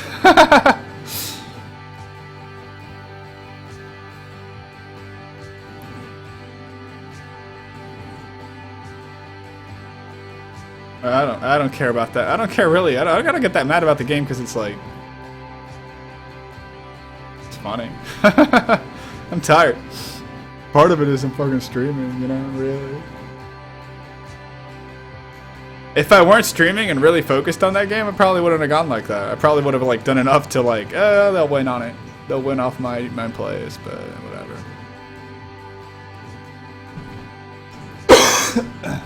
Oh, you're more likely to be a danger? Yeah, it's a weird label.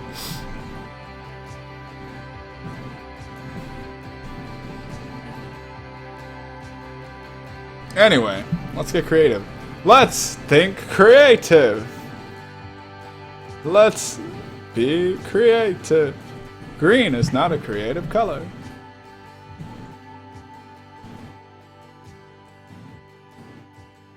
Adoring fan. I remember that. Back when I enjoyed Bethesda's cookie cutter, copy paste, open world, just give players a whole lot of random shit to do. Well, wouldn't they enjoy like a more cohesive, shorter experience that's more exciting and like structured and daring highs and perilous lows, and just kind of make it all like one like flat level of like doing stuff. Anyway, yeah, we raw tonight, dude. I'm tired, man. All my muscles are pulled, and now I'm pulling my brain. So let's read this, guys. This is how we're gonna read it. We're gonna put it up here. You see that? And I fucking put it in a this is my advanced text editor. Not really. If I wanted to edit a proper document, I would edit it on Google Docs. But since I don't give that much of a shit, we're gonna just cross shit out with the good old this is one of my favorite long-standing programs, man. Paint. I think I have Paint Plus. I might have Paint Plus. What happened to Paint Plus? Do I have Paint Plus?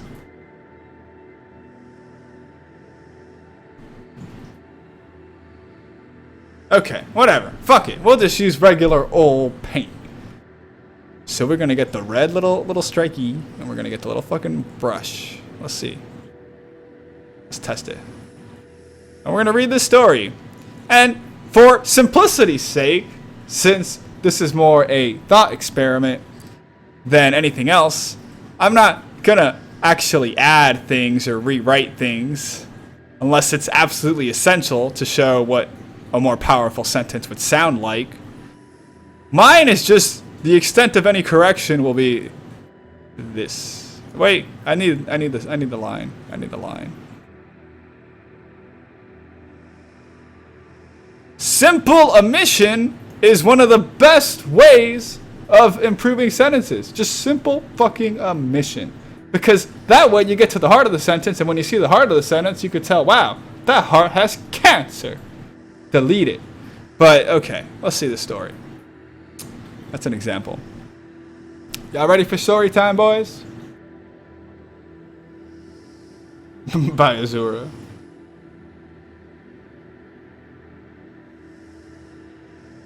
My streaming app is Open Broadcaster software.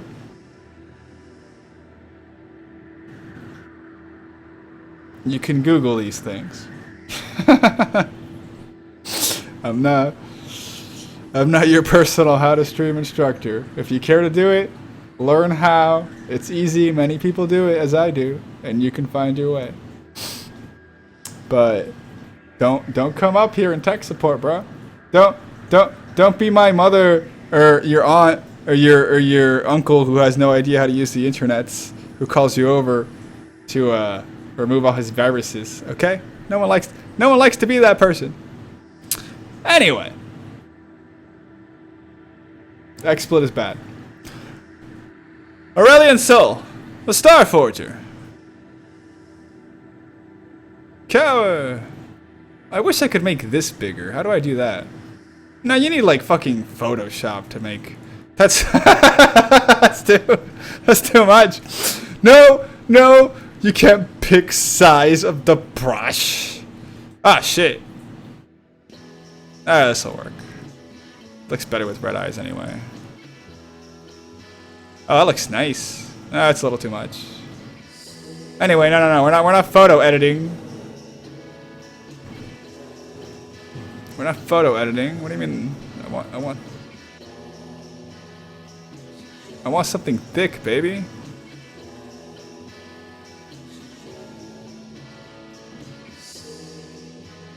Oh, that's great. See, streaking. That's cool. Photo editing is cool. Is there any way to change the size of this? Draw a freeform line. No, because you need...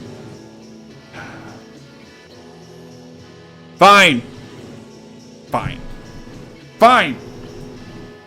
This bothers the shit out of me. We're going up. Pain just isn't enough.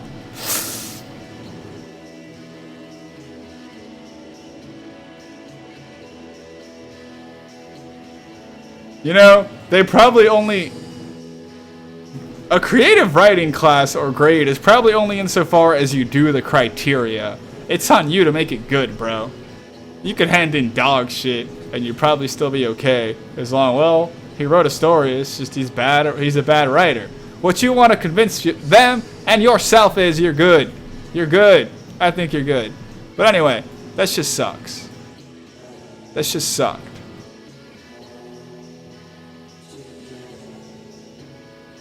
Whatever. Paste that shit.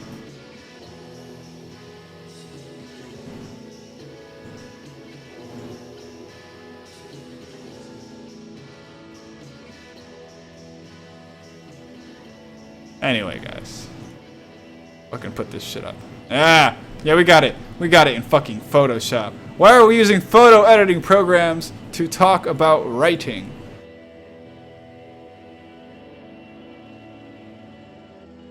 Because that's how we roll. I knew how to fucking... Okay.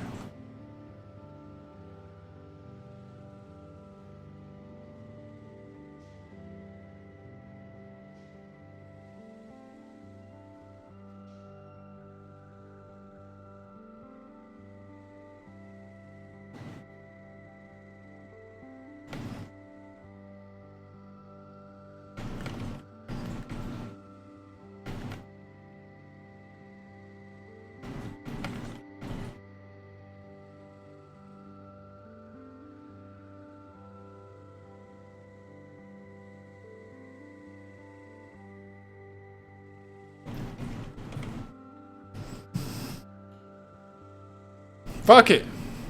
Let's see, man's don't have a degree in anything. I'd have a degree in kicking ass at video games and being a G in real life.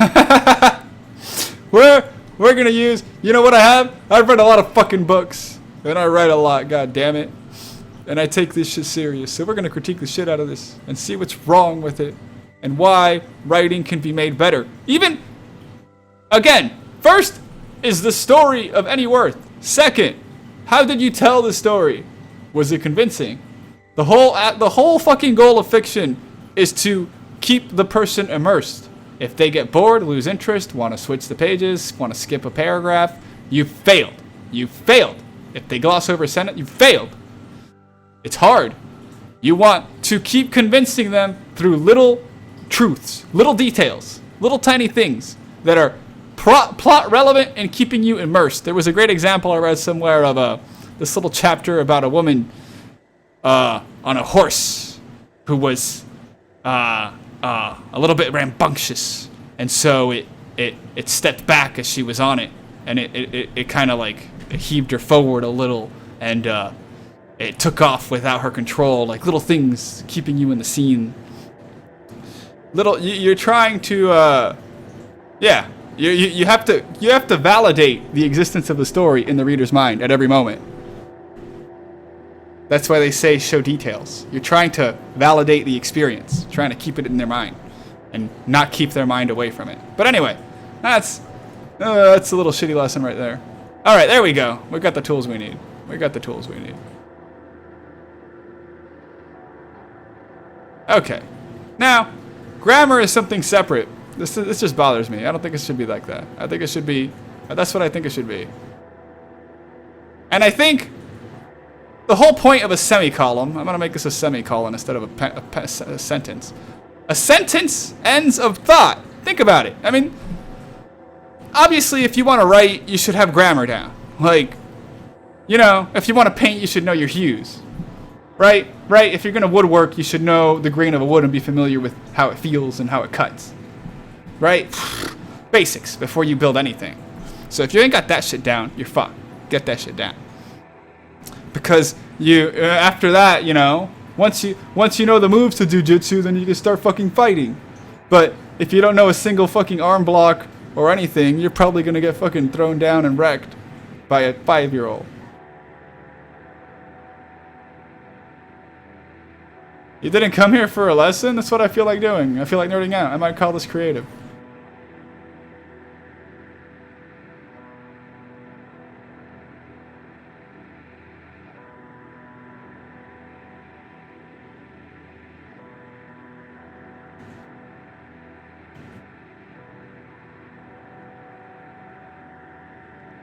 You think sentences? I guess you could agree.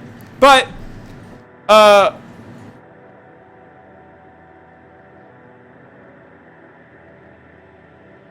it's a quote. You could argue sentences are okay because it's a quote and it's just stating words. But when you start word sentence, part of an advanced thing about writing is like you don't want to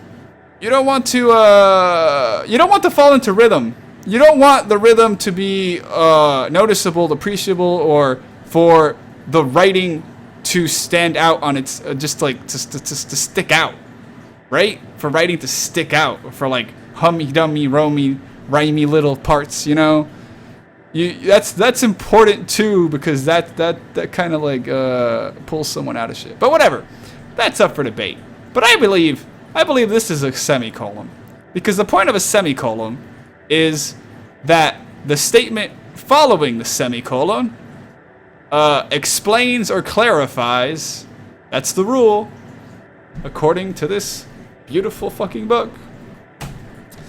The antecedent sentence or clause. And that they should both be separate sentences. They should be sentences that stand on their own. And since we're arguing that this stands on its own, which really doesn't, then they are all they noun, appropriate responses. Are is the verb. There's a noun, a verb, so there's a complete sentence there. So I think that should be like that.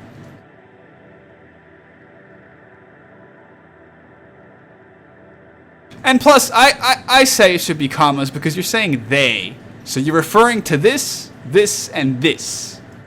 But since this is the thing that closely follows, having it all as one sentence means it's all linked into they. Meanwhile, you gotta do a little bit of mind games to know how far they would extend if this was a bigger quote. Whatever. Grammatically, they could be fucking periods. Anyway. We're fucking missing the trees. I could spend hours doing this, guys. I fucking jerk off to this shit. It's what I do. But, whatever. Let's read the fucking story.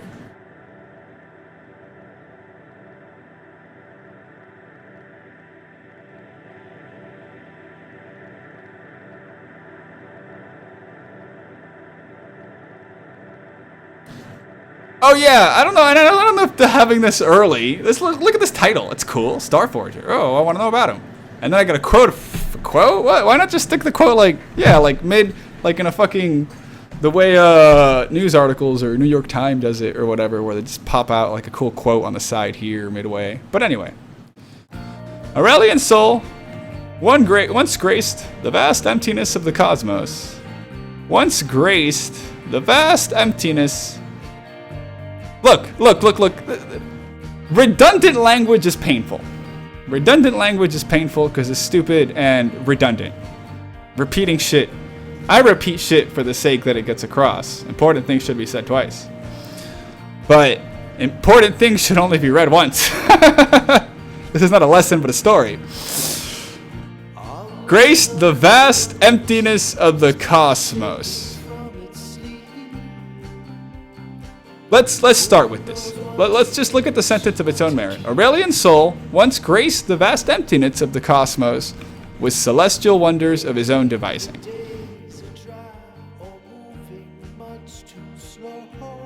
This sentence serves to show us that Aurelian's soul existed and he was powerful.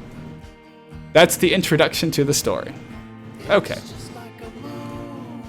But here's my issue with the sentence. 1, nothing's really going on in it. 2, you're just kind of explaining the character. You could argue I skipped this paragraph because it's a synopsis, but I'm not going to skip it because it's fucking written there. And it's part of reading. You don't, if the prologue's bad, you don't just say you should skip the prologue. No, the prologue's shit. He graced the vast emptiness of the cosmos. So wordy. So say it out loud. Always say your sentences out loud. You can hear what's wrong with your sentences when you say them. Once graced the vast emptiness of the cosmos. Motherfucker! The cosmos are gigantic, ginormous spaces filled with light years beyond our understanding of space. It's vast! And it's pretty empty. It's the cosmos. Redundancy. Redundancy. Redundancy. And it makes it sound so wordy. So I'm going to say, this is my improvement. Because I'm simple. I'm a simple guy. If I don't like shit, you should just remove it and see how it works. Aurelian Sol once graced the cosmos. Because look, now you get to the heart of why this sentence is kind of weird. With celestial wonders of his own devising. The noun is Aurelian Sol. Then we got the cosmos. So, he graced the cosmos with so the with is this is referring to Aurelian Sol. You would think it would refer to cosmos. It might. So Aurelian Sol with celestial wonders of his own devising. That doesn't make sense. It can't refer to him. So the cosmos. He graced the cosmos, which the cosmos with with refers to Aurelian Sol. This is fucked up. The sentence is bad. With is referring to the wrong thing. But the cosmos with celestial wonders of his own devising.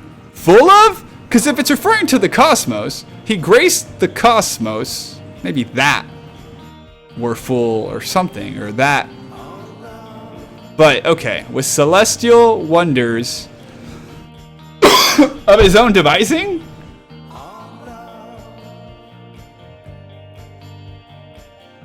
Oh! Graced means he made. He gave them. Once graced the oh! Let's step back here. I'm reading it wrong. Which is why graced is such a weird verb. Graced, like he showed up, he gave. Once graced the cosmos with celestial wonders of his own devising.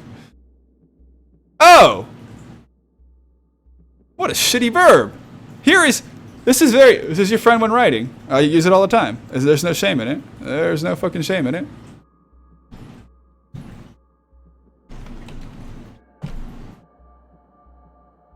What are its definitions and common definitions? What is he saying here? His verb. It's a noun. Okay. Verb. Used with object. To lend or add grace to, adorn. Okay. So it's working. Adorned. The vast emptiness is being used to build up the cosmos. Fuck it. Once graced the cosmos with celestial wonders of his own devising. Okay. That's such a shit sentence. Yeah, I misunderstood it. I misunderstood the sentence. Aurelian Sol once graced.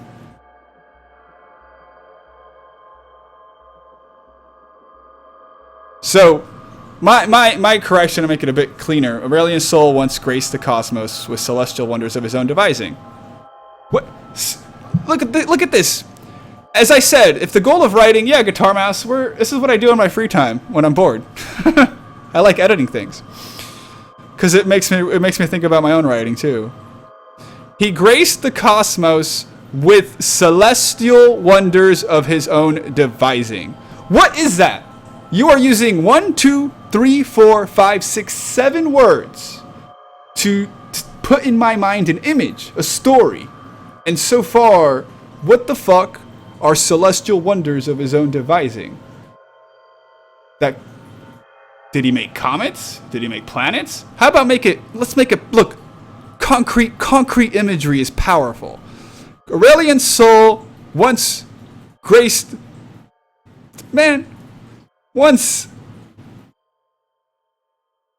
materialized, that's a bad verb. Once summoned, created, graced the cosmos with stars and nebulas. Whoa! Aurelian Sol once graced, if you want it to be poetic, the vast emptiness of the cosmos with stars and nebulas. See? You can see that. You can see stars. You can imagine a nebula. A wishy-washy celestial wonder of his own devising. His own devising means it's anything. But, which shows he's powerful. But if he makes fucking nebulas, something you can see and think and wow, it's powerful. That's amazing. I can't even understand what a nebula really is. It's just so big. He makes that shit. But anyway, now he is forced to wield his awesome power at the behest of a space-faring empire that tricked him into servitude. Oh, that's an interesting sentence. That's pretty cool. He once did that shit. Now he is forced. He.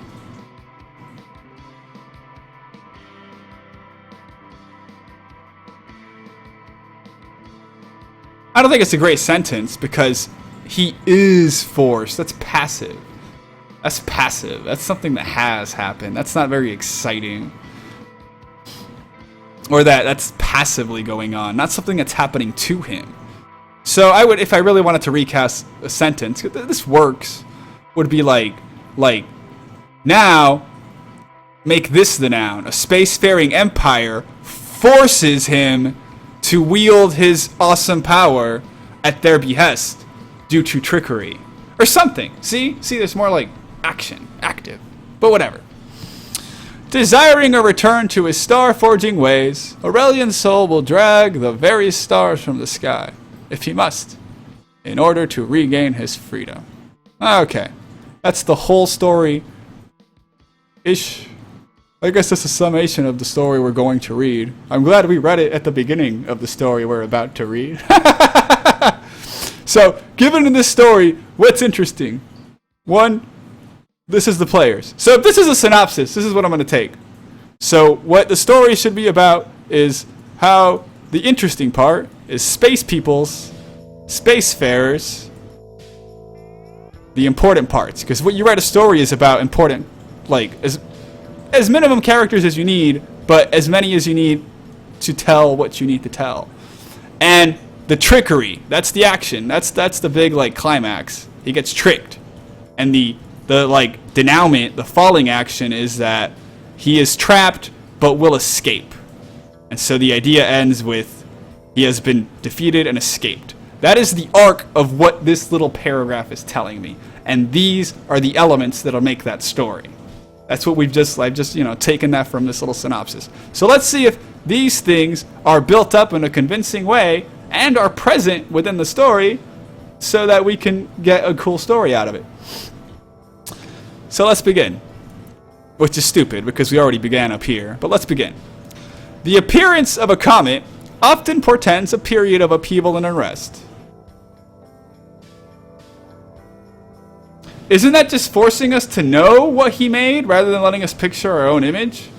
I suppose, but having a reader lost in your own head, figuring out what you should be imagining is having your mind not in the story. It's in your head, thinking up things. See what I'm saying? But you could say that though. You could even say you could do that more concretely even if you want to do that.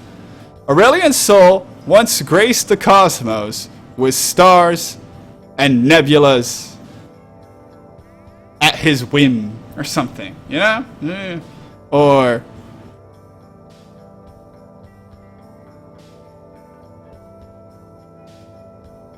even like comma constructed of his choosing or something. You could build that up.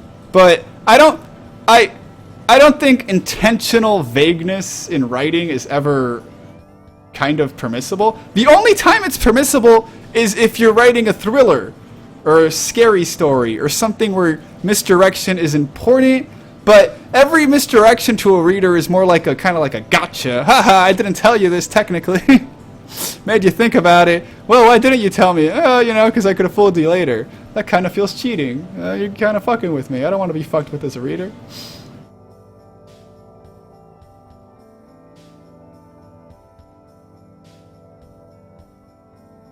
Do you really need concrete imagery to draw readers in? Nigga, read Shakespeare. Read his shit. Read Othello. Read fucking Midsummer's Night's Dream. Read shit he wrote before Merry Wives of Windsor, or at least he helped write. Fucking read fucking Hamlet. Read all that shit. You will see he is revered as a great writer and taught in schools because what's his secret? Concrete fucking imagery, bro. Love is winter. Our love is dead like the winter cold.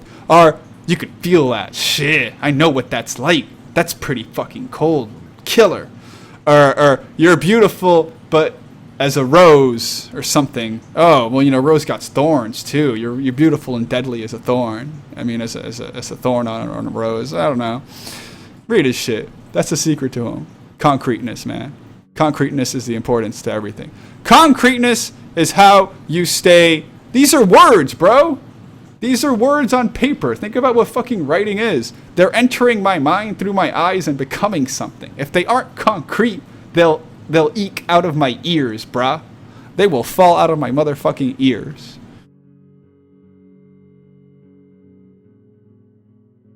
Whatever.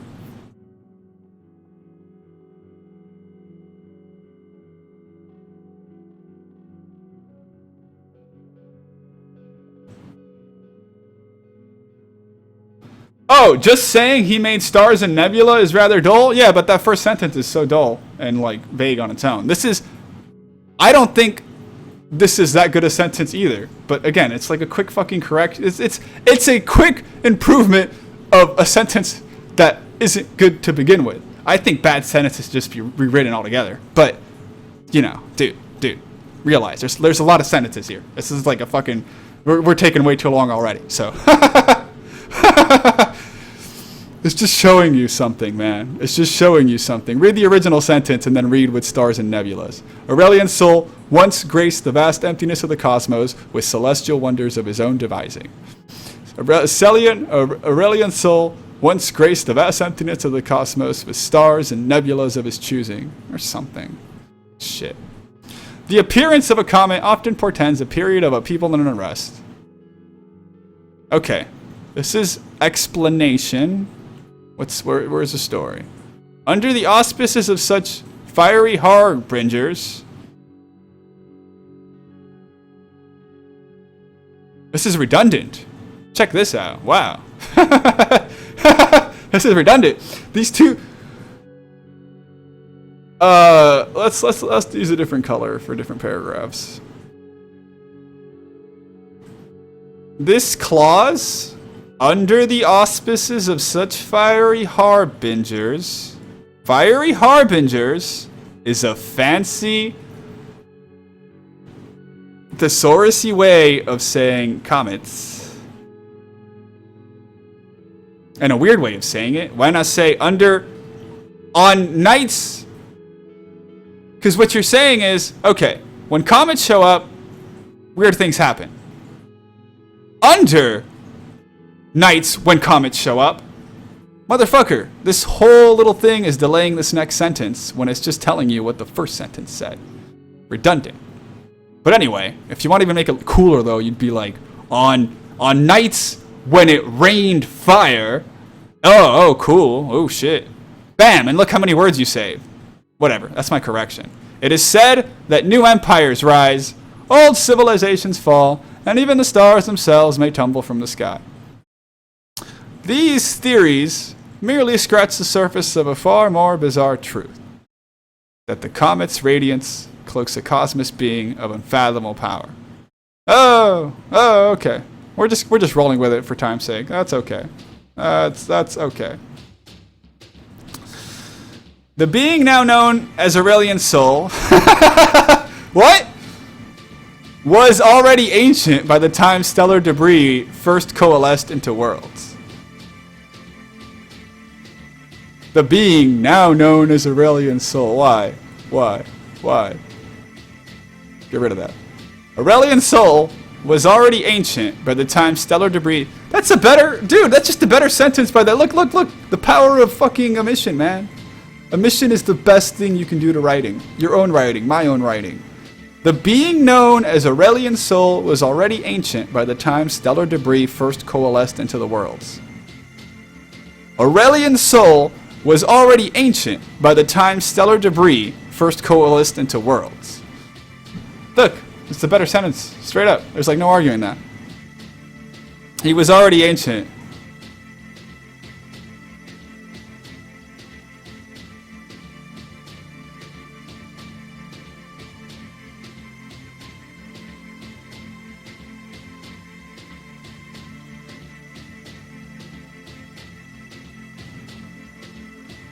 Depends on that reader? Falling out of the ears if you can't get concrete language? Okay, this is an aside, because you guys are getting caught up on this. Why I argue for concrete language. Because you can picture it. Words, you're sending a picture into the mind. And concrete things are easy to picture. Too much detail of unimportant shit is overloading the brain, but concrete images are better than vague images. That's what I'm going with on that. And I think it falls back to a basic idea of writing, is that as you're communicating an idea that is a flimsy thing, it's an idea. You are fleshing it out and getting it into someone else's mind. It is up to you to make it as concrete, simple as you can make it, so it gets there clear, and in the way you thought it, and in the way you intend it to hit them. You're also manipulating people as you write. So, yeah, concrete is better, but if you really want to go into arguments about that, I mean, that's like that. There's many, like, go read this man, read Orwell. They argue it better than I do. They'll give you real reasons why.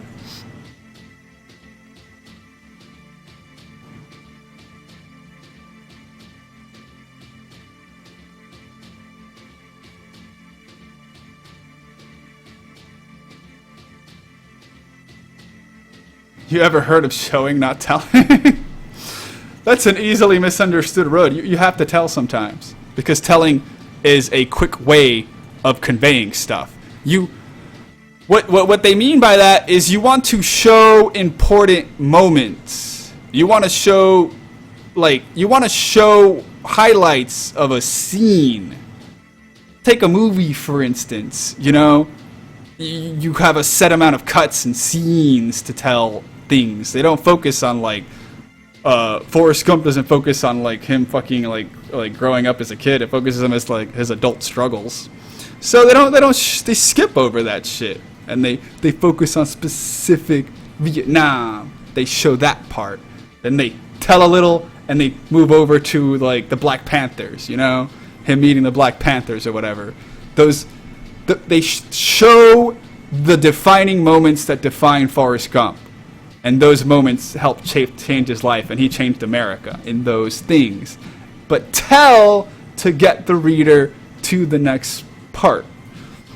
But whatever. Show and tell is like, that's some baby shit, bro. I ain't here to tell you about show and tell. Or about it. And this is very telly too, but anyway. Aurelian's soul was already ancient by the time stellar debris first coalesced into worlds. Born in the first breath of creation. Oh, that's pretty cool. He roamed the vast nothingness. The vast nothingness? Oh, well. Well, wait a second. Before there was things, there was nothing. But things were created. Right? This is the first time things were created, so there were things. So, is this the right word to use here? There's things now. You could define what he's floating in. Space.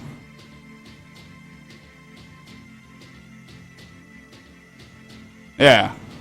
I think vast nothingness is really space anyway. That's what they're saying, but they're trying to make it sound cool.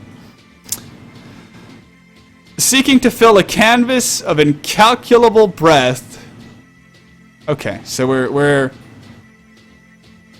we're using an analogy out of nowhere. Analogies are best used when they've been used throughout the sentence. We just kind of pull this one out. Seeking to fill a canvas of incalculable breadth with marbles whose twinkling spectra brought him considerable delight and pride.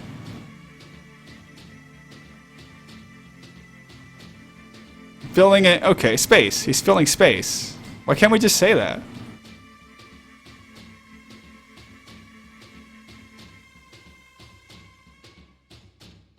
And so many adjectives spent like vast space. Space is vast, motherfucker. Where is this? This is not the first time. Vast emptiness. Vast nothingness. Repetition. Repetition that gets noticed quickly in your writing is also killer. That's also killer.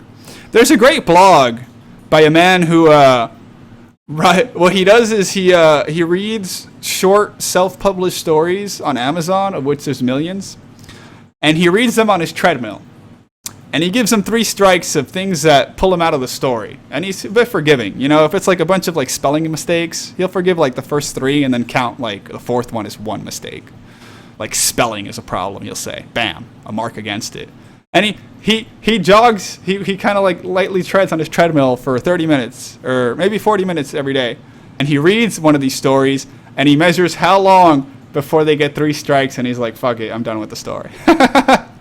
But it's an interesting blog because he shows like what common errors show up consistently. And one of the things is reusing your fucking shit. Vast nothingness, vast emptiness, unfathomable power. Anyway, he wanted to fill, born in the first breath of creation, he roamed the vast nothingness, seeking to fill a canvas of incalculable breadth with marvels whose twinkling spectra brought him considerable delight and pride. So he's a good guy. Delight and pride isn't that bad. But I thought we wanted to develop that he's an egotist. We want to develop early. Well, pride is one thing. Delight is more like whimsical, and children have delight. So that's not that a bad quality. But remember, these are what we've been told the story will be about from a little synopsis. These are important things. He gets tricked. There will be spacefarers, and he wants to escape. This is the arc of the story. If he gets tricked, he has to have a character flaw. His character flaw is probably his pride. So if you're gonna use this sentence that he wants to fill things in the cosmos, why not be like, born in the first breath of creation, he roamed space-time seeking to. No, he roams space-time plopping fucking stars and shit everywhere that looked pretty and just right to him. Make it seem egotistical, like he was picking where they were, because this sentence doesn't really say too much. A celestial dragon is an exotic creature. And as such, oh, he is a celestial dragon?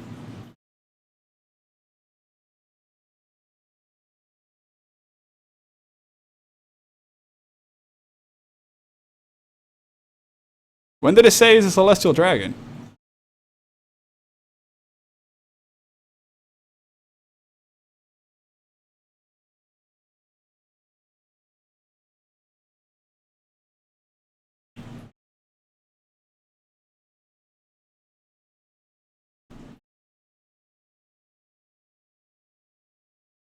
The being now known. What do you mean?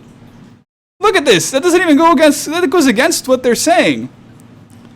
They're just jumping. This is a tell. This is a tell right here. This is telling in a story. This is just suddenly for the story to work, you should know this.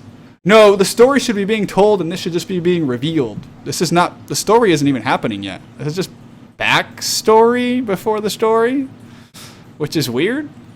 It's just a weird way to tell a story. There's no conflict yet.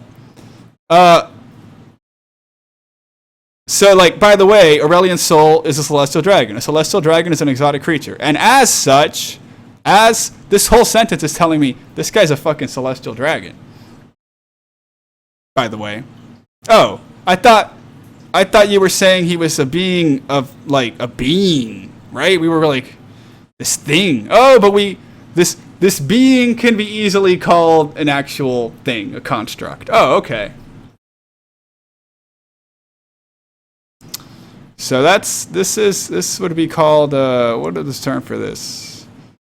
This is going against your own established what you're trying to do. So he's just a celestial dragon, which seems to be something that's defined. Not just some super being, he's a celestial dragon. Okay, that dilutes him a little. He seldom encountered any equals. As more forms of life emerged to fill the universe, a multitude of primitive eyes gazed up and beheld his work with wonder. Oh, okay. Multitude of primitive eyes. So, okay. Oh, we're getting hints of the spacefarers. Gazed up and beheld his work with wonder and breathless pondering. Breathless pondering? Adjectives are the devil. You know that, guys?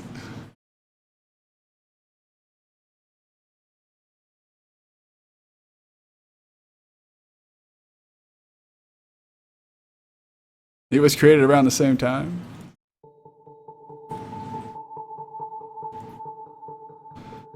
Breathless pondering. You can't. It's just so stupid because if you actually think of the connection of the words, because you got to, because they're going into your mind as you're reading them, and the author chose these words. Chose them. This is the problem. This is a problem when you choose words because they sound nice. Flowery prose, also called purple prose. This is dumb because if you think about it, breathless pondering. Or, in case breath is chalked out of you. No breath, and I'm thinking. I can't think for long, because I'm gonna die! Hell, with wonder and endless pondering? Breathless pondering. That doesn't even make sense. If you're so flabbergasted that the breath is knocked out of you, you're probably bereft of thought because you're so overwhelmed. Even your lungs fail you. So how are you thinking? Adjectives? Why are adjectives the devil?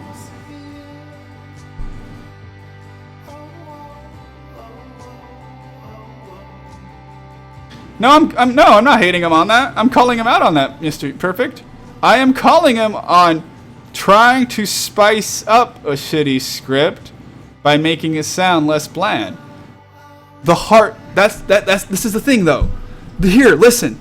The heart of a good story are the characters, the conflict, and the story, bro. Not the writing.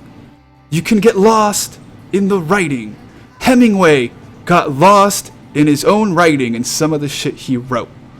Because he got successful and he wanted to keep writing, just keep that success going, and he thought it was within his technique, but it wasn't. And he kind of floundered because of that. He never really got over that. You can get lost in the technique of something, especially if, the heart of it is if you get a vase, to put on a table, to brighten the table, the appeal of that vase is what you put in it, that flower. It has to be healthy and vibrant and beautiful and red or white or whatever and fill that table and make it look beautiful. But if you have, in this case, a shitty flower that's fucking wilted and dying, oh, well, maybe if I get super nice dirt and if I, paint the outside of the vase, it'll look nice. And, if I change the lighting in the room a little, yeah, those will do wonders for it to make it look better. But, bro, when I look at your little sad vase, that flower is dying in it. So, the heart of it is the story, man. So, trying to spice up shit is, I'm just realizing, you had the gall to put paprika on this turd. I thought you were going to give me a steak. But anyway, flattered by this audience of countless worlds. Just so quick. No characters yet, just kind of them and him. Flattered by this audience of the countless worlds, he became, well, let's get the next part. He became Yeah, Frenzy, we're doing this because I find this more interesting than playing the video game right now. Because this is fun to me.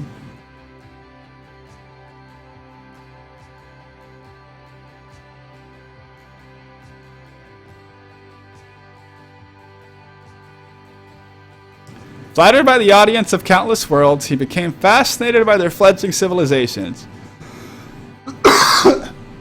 who crafted amusingly self-centered philosophies in the nature of his stars.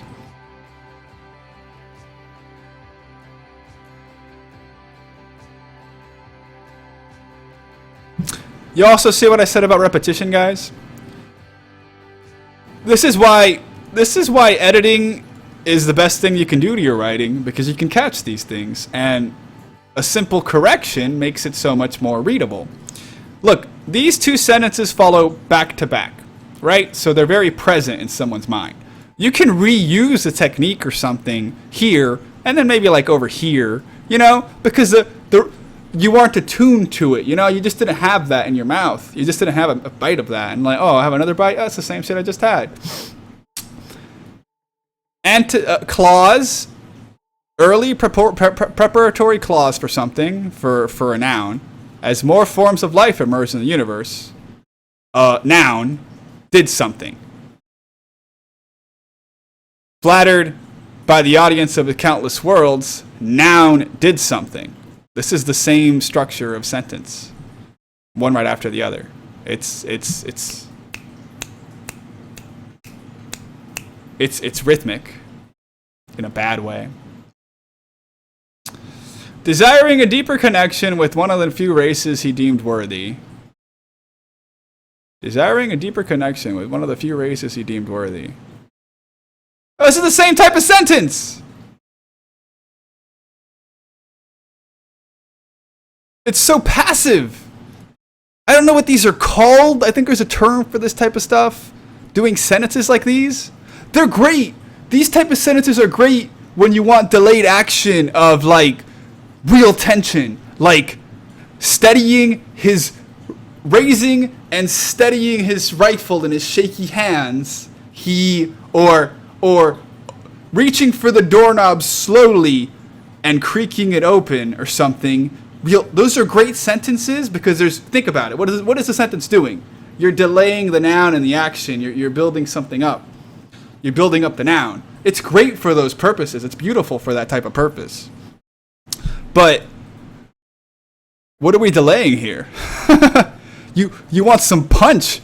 Long delayed comma sentence, long delayed comma sentence, long delayed comma sentence. I mean, you gotta give me a little quick punch sentence in there, and then okay, switch it up. But okay, desiring a deeper connection with one of the few races he deemed worthy, the cosmic dragon selected the most ambitious species to grace with his presence. Okay, wait, what? But why? What? Think about what the questions your writing raises in the reader's head. Desiring a deeper connection with one of the few races he deemed worthy. Okay, why? But he was flattered by the audience of countless worlds. So he liked countless of them. But he desired a deeper connection with one of the few who were worthy. So there were a bunch who were worthy. So why them? Oh, whatever. Fuck it. Whatever. Who cares? It raises questions in the reader's mind, but well, fuck it. The cosmic dragon selected the most ambitious species to grace with his presence. Okay. They're the most ambitious. In what sense? Are they like primates that really want to learn how to swing on trees? Or as it implies, I'm sure, like technological. You know, like most ambitious, they could be slugs. You know, I read today that there's this type of crab that is, or fish that is learning to like walk up waterfalls. Like, holy shit, to catch their prey. They're going up waterfalls. Like climbing them somehow. That's pretty ambitious species. He graced those guys, little crab things. He graced the crabs on the waterfall.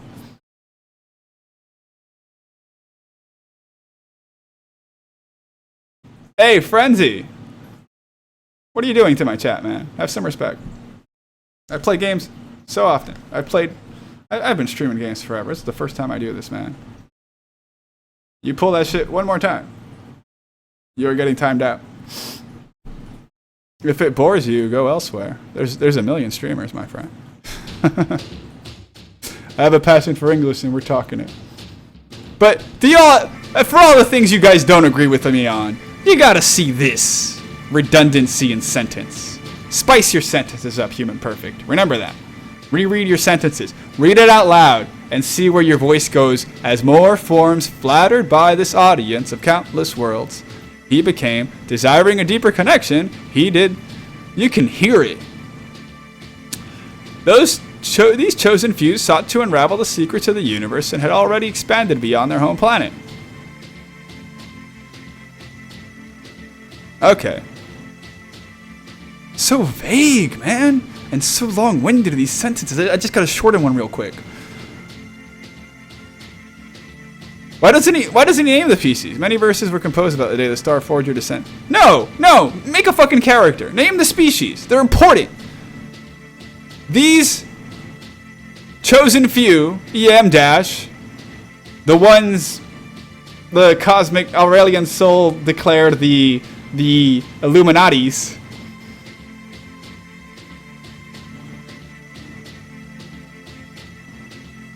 Unravel the secrets. So the analogy is it's a rope. This is a fucking cliche.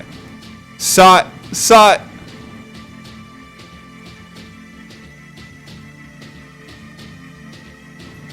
I don't know. Sought to travel the stars, and had already expanded beyond their home planet. Okay, that's home bases and shit. Why not say that, man? Many verses were composed about the day the Star Forger descended to a tiny world and announced his presence to the Targonians. Okay, now they're named.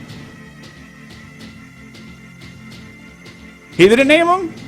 It would help him in his hubris if he named everything. Whatever. Many verses were composed about the day the Star Forger descended to a tiny world and announced his presence to the Targonian. Okay, so he gave Jesus his first little dragon reptile Komodo dragon to the Targonians. An immense storm of stars filled the skies and twisted into a massive form.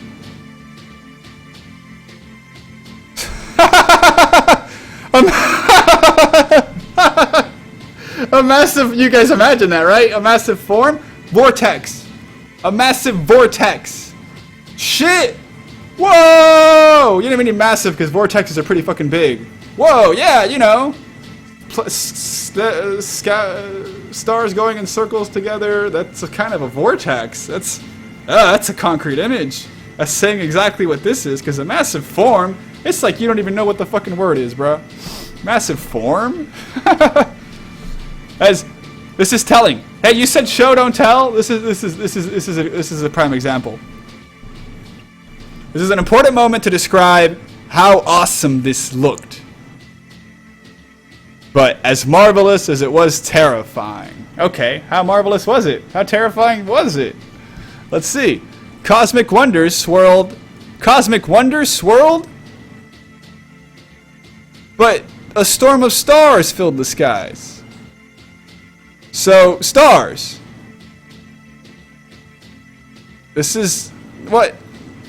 Why are you calling stars cosmic wonders? You're confusing me.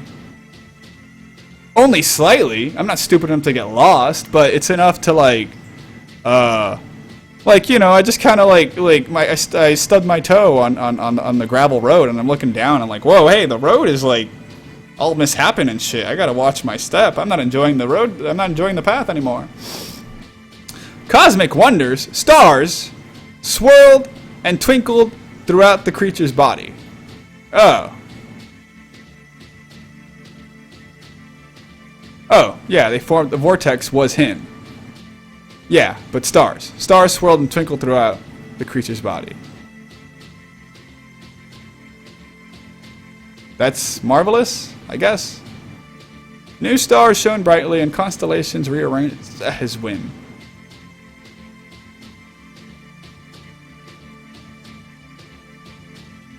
Okay.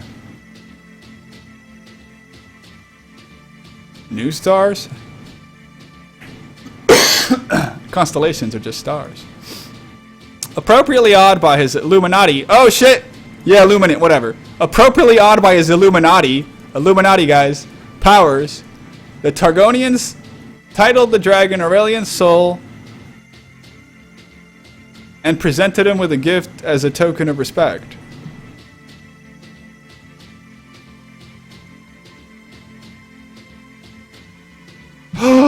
This is the story!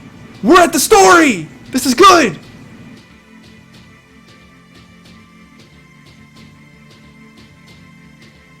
I call it connecting the dots delightfully.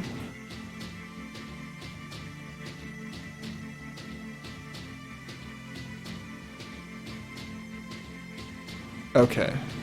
Whatever. Don't listen to me. That's fine. Write as you choose. It's fine. I'll say what I believe, and I stand by what I believe, and I argue for it. But whatever. The Cosmic Wonders right like that. You write like shit. Hey, it's you. I hope your teacher tells you as much. They titled the dragon Aurelian Soul and presented him with a gift as a token of respect. A splendorous crown of star gems.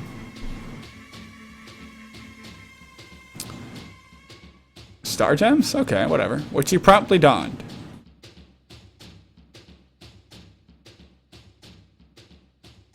I can't even imagine that. I just can't imagine this. Cause what? I mean, I guess it's more like a legend story, like the Iliad or something, where it's more like an epic, so it's not told in the traditional sense, but it's not really written like that. No, but look, another sentence, guys, another sentence. Appropriately awed by his Illuminati powers, antecedent clause, noun. Fuck, this guy loves this shit. Which he promptly donned. Okay, I mean, so the little primitive humans gave the star god who was made.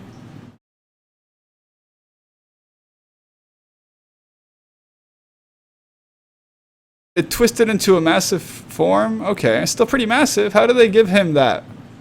Because he's like stars and they're still on a planet, right? They're people, right? They're creatures. They're critters. But I can't imagine this, but okay. I mean, they don't really gotta... Maybe they could just say... They could just say they flew a rocket. Something detail. Some detail up in this bitch. They shot a rocket out into the vortex carrying a present. That's a little bit sci-fi, that's a little bit cool. Or they made a star gem crown and he donned it. Some fantasy fuckery.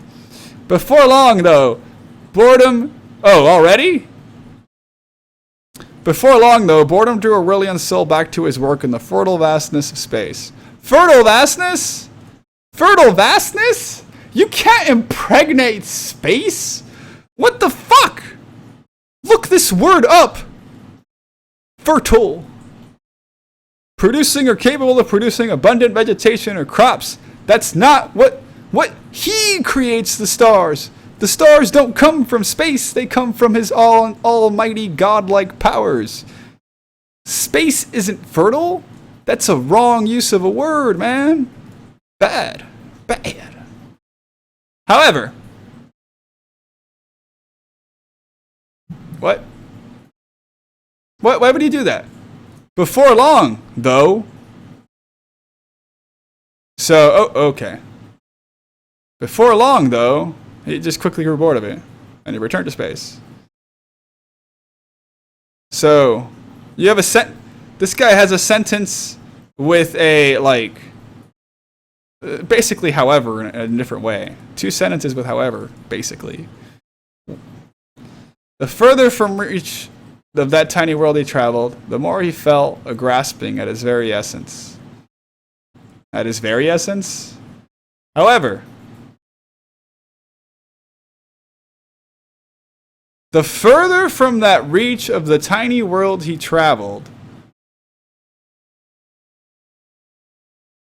And this is a separate issue, but however has more power, just like this though does, in the middle of a sentence, because however means in spite of something, you know, like, oh, this happened, however, he was also, you know, I banged her, however, she was a man. So there was a flip. However implies, oh, there's a flip coming, there's a flip happening.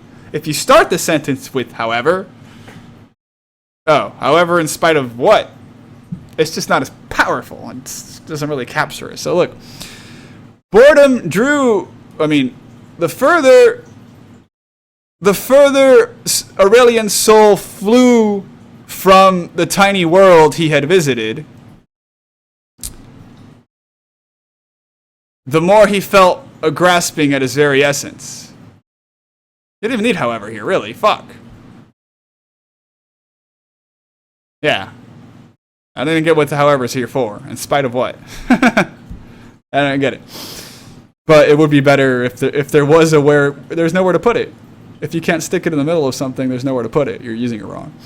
The more he felt a grasping at his very essence, pulling him off his path, directing him elsewhere. Elsewhere? Where? That's my question. And also, what the fuck, exclamation point? Just throw it in there. Exclamation points should only be used for exclamations. That's what it's for. Hey! Oh no! Shit! Watch out! Fuck! Exclamations. Not because I want this sentence to end higher. You can't use it like that. He could hear voices shouting, commanding.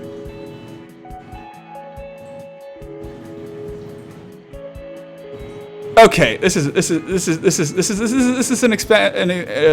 an area where adding words to the sentence instead of cutting it would help it a little. He could hear voices shouting at him, commanding him from across the cosmic expanse. Because he could hear voices shouting, just like his head is like full of thoughts now, just he hears people talking everywhere. Is that what's happening? Commanding him, each other, the ants? Specify. And it also helps like show that, wow, it's fucking with him. Something's wrong. He could hear it, because this is what we're going back to. This is showing that he's being tricked. This is like the reveal. So make it powerful. This is something you should show. This is something that needs to be shown because it's like the good like action of the story. As a side note, the story started here, guys. This is just something of interest. The actual story, right in this paragraph. This is something that I see a lot, especially in the writing classes I took and the writing places I go on internet forums. Like many YouTube videos, and like many YouTube videos, you could skip the first like few paragraphs or 5 minutes or like what was the rule for YouTube? It was like a constant. You could skip like the first like fifth of the video or something like that, some ratio, like the first seventh of the video, and start it then, and you get the core of it. But all this exposition, no one cares about exposition. People want a story. People want a story. People want shit. How does Pulp Fiction start, boys? They fucking hold up a diner right then and there, man. Or what else? What else, man? What other movies start? Not everything has to start in media res, but you gotta start at something interesting. So this is where something happens. He goes to a planet and he gets transformed. This is the story right here. This is shit. This is shit. This is like snooze shit. This is snooze level crap. So you would start here. This is the meat of what you want. And if you want to say, I want a longer story, I argue, no, you don't, because this is long as fuck. So making it shorter, more people would read it. But more than that, it would be more interesting. Because if you want to make it this long, you'd have more paragraphs describing all this cool shit going down. But anyway, you could hear voices shouting something, commanding from across the expanse. The gift he received was no gift at all, it seemed. Some Dr. Seuss type shit here. The gift he received was no gift at all, I see. That's explaining it. That's like killing your own foreshadowing. He could hear voices shouting from across the... If you end the paragraph there, it's stronger. Just delete this. Delete this whole sentence. Extraneous. Redundant. Redundant. You're explaining to the reader that, hey, wink, wink, that gift wasn't very good. Motherfucker, you're telling me that. You just showed me that if you show me that his little crown is like sending pincers into his brain and fucking with him and his eyeballs are rolling back and he's hearing shit, I can see it. I can see it. There's some trickery going on. This is what you said that the reader, you want the reader to connect the dots. You do want the reader to connect the dots, but not for things you're vague about. You want them to connect plot details on their own, right? You don't want to say, if a guy's in the bathroom and he leaves and you mentioned him being at the sink, you don't have to tell a reader, like he's stupid, that he dried his hands. A reader will, that's an unimportant detail, and a reader will, okay, connect that. His hands are dry now because something else is going on. All right, I like thinking that. All right, you didn't waste my time with that. That makes sense. So similarly, if this guy is being fucked in the mind by the hat, and you're okay, hearing voices, yeah, I see that. Oh, by the way, you know it's controlling him, right? Oh, well, thank you. I didn't want to do. This is where you want the reader to do the mental process. This is where you want them to think, because part of reading is a little aha. I'm getting something. I'm figuring something out. I'm using paragraphs prior and knowledge prior to come to something now, and something's happening, and I get what's going on, and I'm using my mind a little to link certain things. That's the positive way, not getting lost in murky writing. You don't want them to be doing that, because that's wasted brain power. It's in reading. As to video games, for an analogy, this would be like, you want them to do the main quest. You want them to do the quest lines that the player wants to do because they're fun and exciting, and I don't even realize I'm playing the game. I just want to figure out what's going on with the Dark Brotherhood and who done it and who killed all these people, because we're a guild of assassins and I don't want to get assassinated. And oh shit, interesting, what's going on? And you play it like that versus the type of quest in video games where you're like, oh, okay, shit, I lopped off the rabbit tail of the 50th rabbit, and I guess I got to turn it into Grunhilda, and now I can go into the dungeon to go loot that one chest that'll give me that other item that gives me the key to the thing that I want. Yeah, I got to go do that, and I'm doing these quests, and they're okay, some stuff I got to do in the game, stuff. You don't want them. That's the equivalent. That's the equivalent, guys. You don't want their brain power to be wasted. If you were making a game, don't waste the person's time by making them do stupid shit or wasting their mind. In the case of video game, their time and energy. Outraged.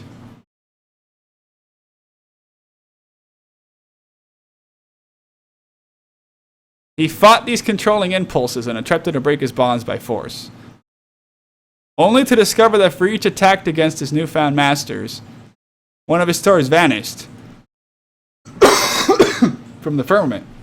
That doesn't make sense. This is all telling. This is terrible. Outraged? How is a cosmic god outraged? Here's how I would write it. Bam. We're just derailing it because this is just getting shittier and shittier. He could hear voices shouting at him, commanding him from across the cosmic expanse. Delete, new paragraph. The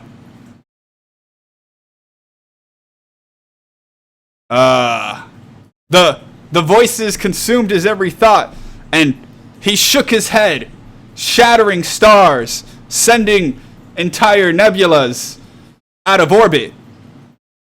Concrete details of cool things happening. To break the noise in his head. And what else happened here? Only to discover that each attack against his newfound masters. What does that mean?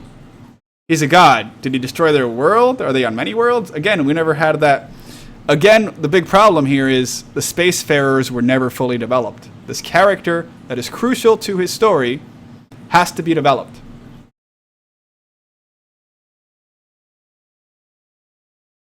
No, they can get pissed off, bro. It's not that he's outraged. It's how they're telling me he's outraged. Think about it, bro. Is it a story? It's just like, it's not a good story because of the way it's being told. But yeah, so I was saying the spacefarers weren't developed. Because there's elements to a story. This is what I'm going back to this. I'm going back to this because as you write, you discover things. If you want to show that, like, your main character makes some fatal error due to a distrust. Let's say they, like, the story you want to write is that your woman character distrusts men, so she wants to help this guy who's a good man, but her fear allows him to, like, die, like some bad situation, and he dies. And the story is about that, about, like, her going through that moment and that culminating moment where she can't get over it or something. I don't know. That's kind of the story, right? And okay, so if that's what you want to develop, you have to sell it to the reader that is true, that she would do that she would fail in that moment. So how do you do that? You need to establish her character in a way that it fits her character. And so maybe she was raped or something. You start coming up with, as you write, you realize you need more elements, or you need to flesh out certain elements a little more to make that character's denouement or climax or whatever moment convincing. And in this case, we are being told the spacefarers tricked a god. So for us to make this story believable in a way, not it's a fantasy story, but it can still be believable. If you make it convincing, these guys are good characters that are conniving somehow. This story has failed to establish them as anything more than maybe they're snail people. I see them as snail people. But anyway, only discover that each attack, what does that even mean? What is an attack for a god? Every time he took one of their worlds, one of his stars vanished. A powerful magic now yoked? Oh, fuck that. You can't use that shit as a... No.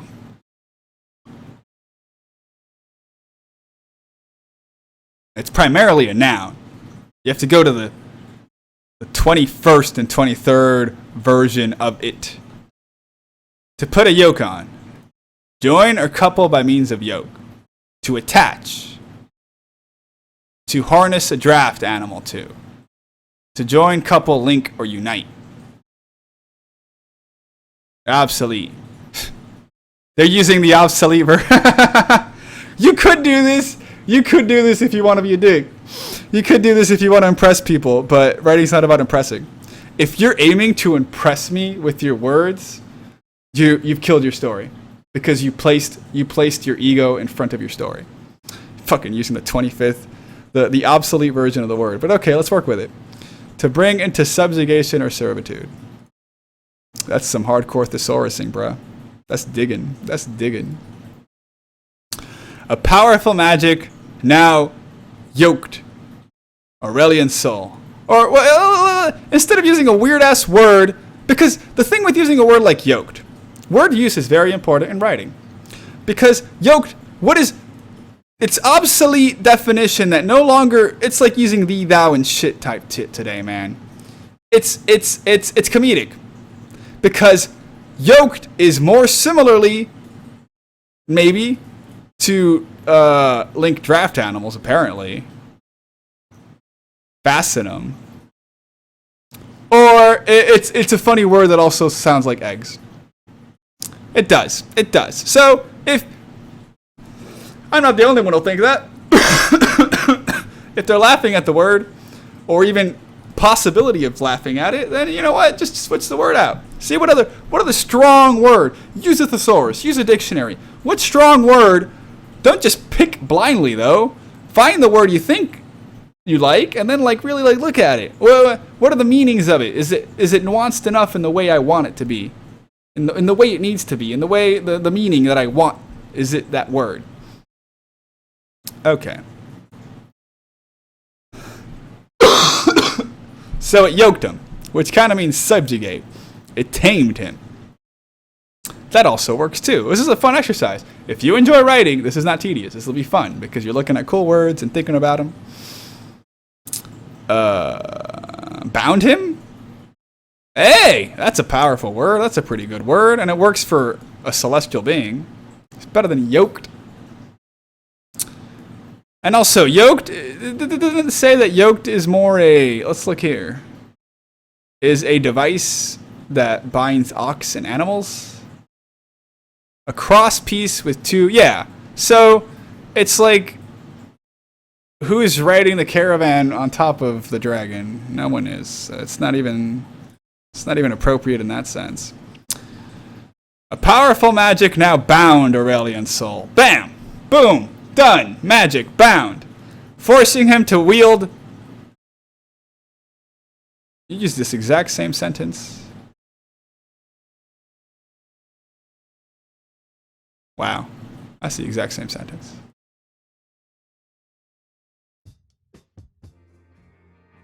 Anyway. It yoked him. Yoke. Yokalele-loo. Yokalele!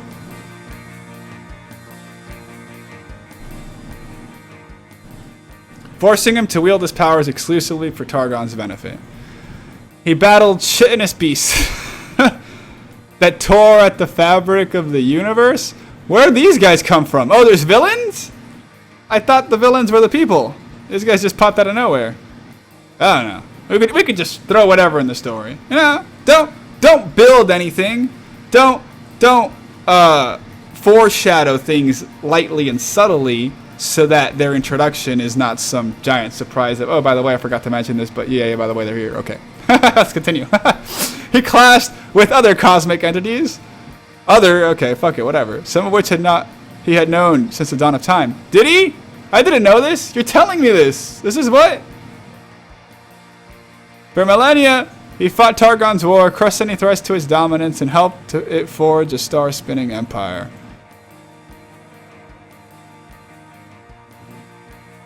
But who did Targon war with?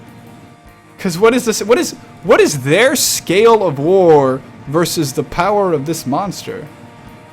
I don't really see the scope of how they interact. This goes back to, I can't really see how they put a crown on him in the first place. Like, they got him star gems and they put it on. How? All of these tasks were a waste of his sublime talents. Telling. Obviously, he doesn't like it. He's fighting it. Redundant.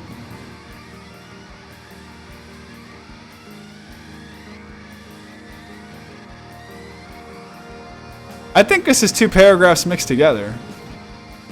For millennia, he fought Targon's wars, crushed any threats to its dominance, and helped forge a star-spinning empire. Paragraphs are supposed to contain one main thought or idea being dissected or discussed or elaborated. He was outraged and fought it, but the magic bound him, and for decades he had to help them out. That's really the whole, okay. And then what's this? All of these tasks were a waste of his sublime talents. Yeah, obviously, we get that. He was building stars and shit beforehand. Redundant. After all, it was he who birthed light into the universe. Why must he pander to such lowly things? Oh, this paragraph's great! Great, this is a great lesson. This is a good, oh, I love this. This is a great mistake many amateur things make. This is perfect. Check this out.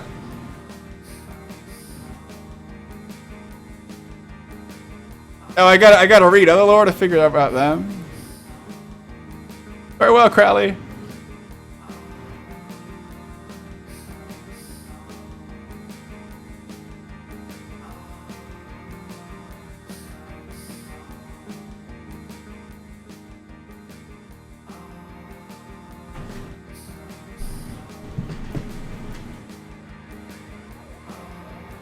No, I never asked.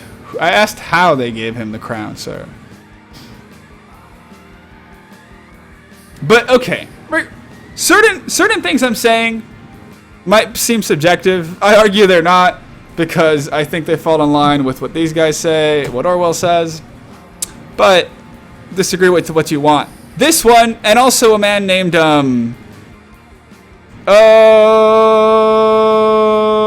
Oh shit, I forgot his name. But he wrote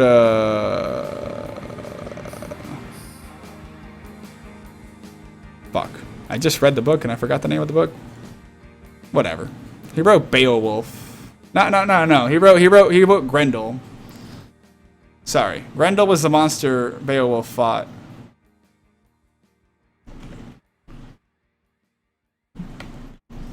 And so this guy wrote a book about it. Yeah, John Gardner. Yeah, he wrote a book too. The Art of Fiction, that's what it was called. But anyway. But in it he mentioned this is an error that you can't even excuse. This is not like this is legit, guys. Check this paragraph out. What is going on here? So we had the paragraph about him being constrained, and all these tasks were a waste of his sublime talent. After all, it was he who birthed the light into the universe. Look at this sentence. Why must he pander to such lowly beings? From whose narration does that sentence arise? Who is saying that sentence?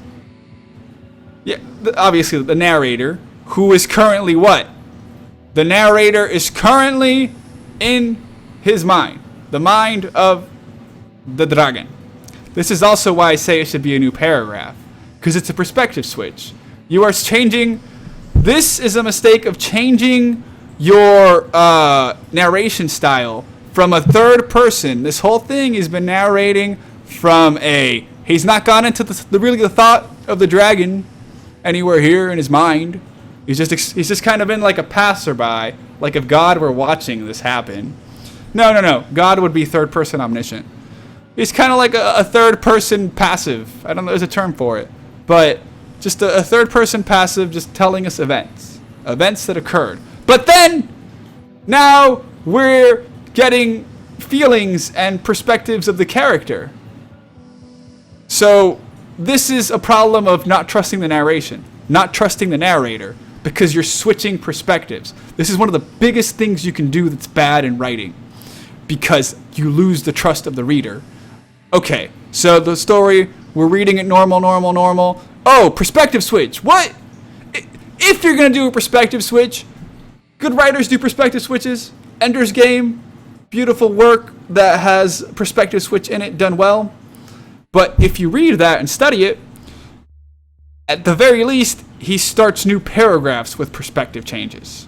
Because it's a bit jarring, and it's something new. So it should be its own fucking paragraph, at least. It shouldn't be done, really. But, random perspective switch. We went from third person, I think it's called, I don't know, subjective, to like third person omniscient. Psh, just bam, okay. We'll just flip-flop sometimes. If you're gonna do third person omniscient, you have to go and you have to do it early. You can't just like bust it out on someone. It has to be done early on and consistently, and like, okay, we're good. But no, this is just carelessness. Perspective switch. It's bad. It's very bad. Just imagine how bad it would be. Just think about it. Imagine, this might not seem that egregious to you, egregious. I mean, it's fucking bad. But imagine that was like second person. He switched right here into second person. What if he switched right here in this sentence into, all of these humans we're wasting your time. You birthed light into the universe. And you're like, what the fuck? Whoa, now we're talking you. We were talking he. Whoa, perspective. Whoa, my mind is fucked. The reader is gone at this point. You inserted a glass shard in between their fucking cerebral cortex. You fucked them up. This is a sin. This is a sin right here. I hope, if anything human perfect, you take from that. As his past glories slowly vanish from the celestial realm for lack of maintenance.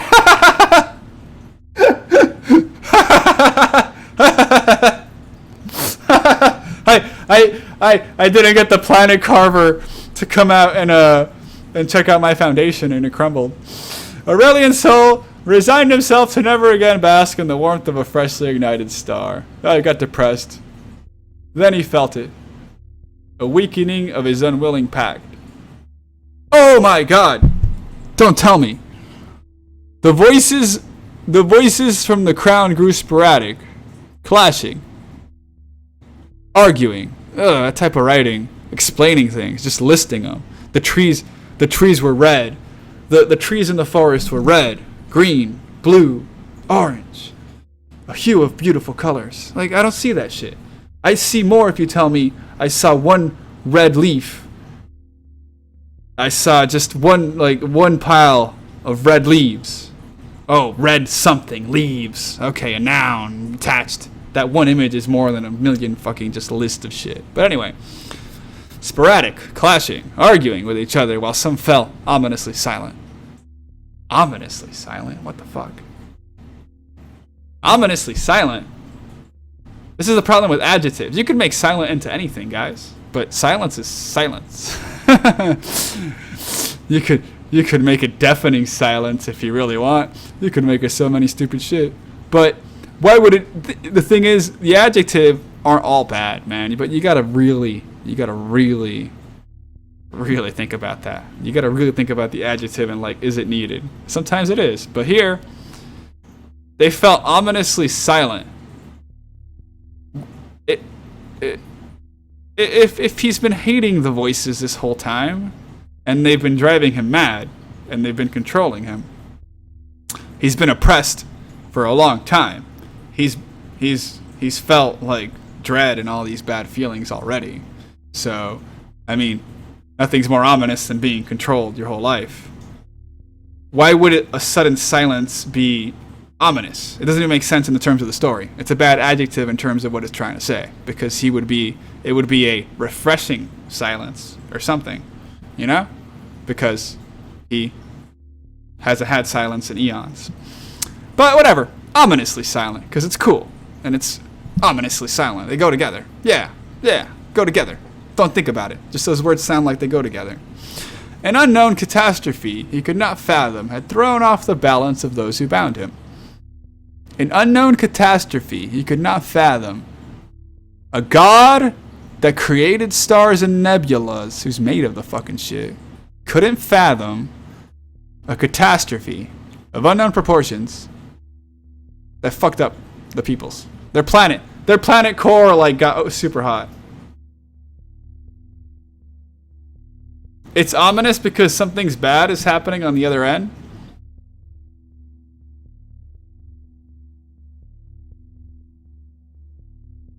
But the previous paragraph showed us that we are talking sort of also from the perspective of the dragon. Nowhere have we talked about the perspective of the people. For them it would be ominous, I suppose, but I guess if you want to switch to that perspective, I was thinking we were still in the perspective of the... I don't know. I guess the author did switch again without telling me, which would still be bad. Whatever. That's even worse. An unknown catastrophe he could not fathom had thrown off the balance of those who bound him. Yeah, their core exploded. Like the heat of their planet, the inside just... there was a movie about this, you know, the core, I think, they go to the center of the earth because they got to jumpstart the core, they're doing that. They were scattered and distracted. War. Yeah, he switched perspective again without letting me know. Okay. So, either ominously silent doesn't fit because it doesn't actually relay what would the dragon be feeling, or it does fit because the sentence switched over to how the people are feeling, and we perspective switch up, first person, third person, omniscient, third anywhere we want to go, we just fucking write about it. No. Measure of a good writer is to work within a framework because I need to trust that the author is reliable. There's so many things. Reliable author, developed motives, details, you know, there's a lot of stuff that goes into fucking stories, man. Shit. And this is something. Hope crept into his heart.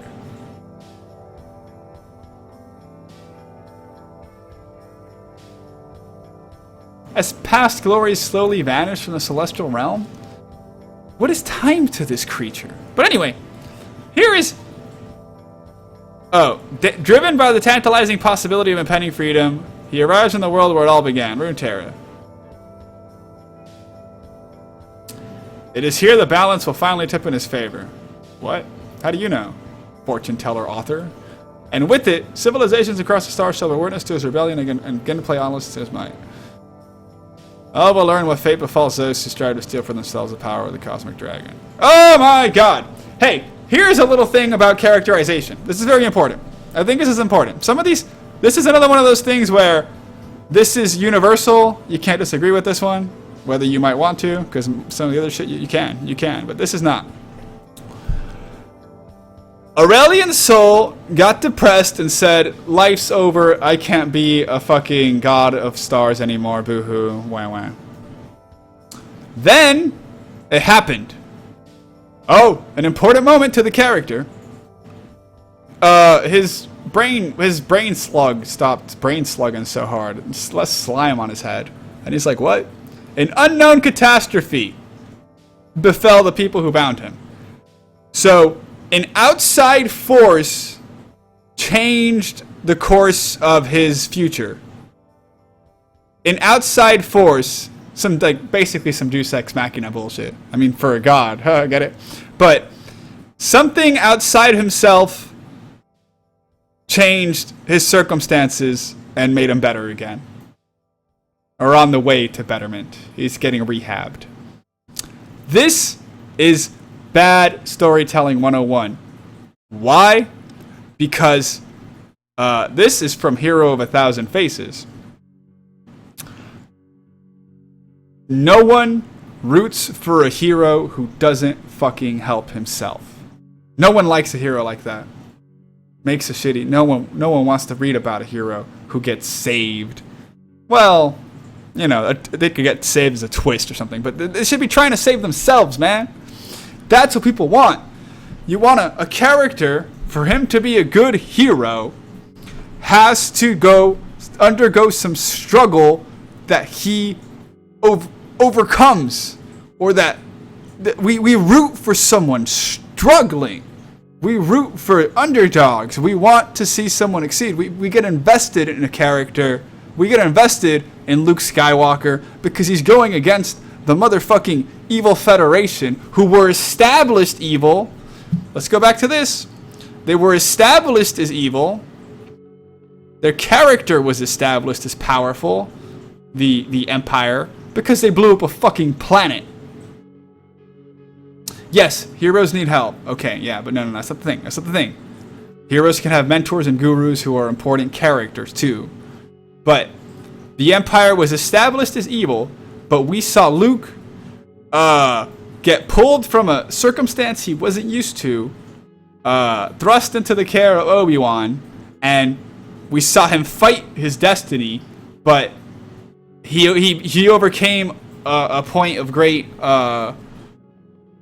of no return. Basically, the hero has to fight. They don't always have to fight it, but usually they do. They fight their call to power, call to journey, call to the journey. They fight it, but he returns home and sees that his parents have been slain and his town's destroyed, and he realizes, I can't go back. The only way I must go is forward. And then for the next few movies, we see fucking Luke Skywalker train and struggle and get his arm chopped off and fucking all sorts of shit. That's this kind of part.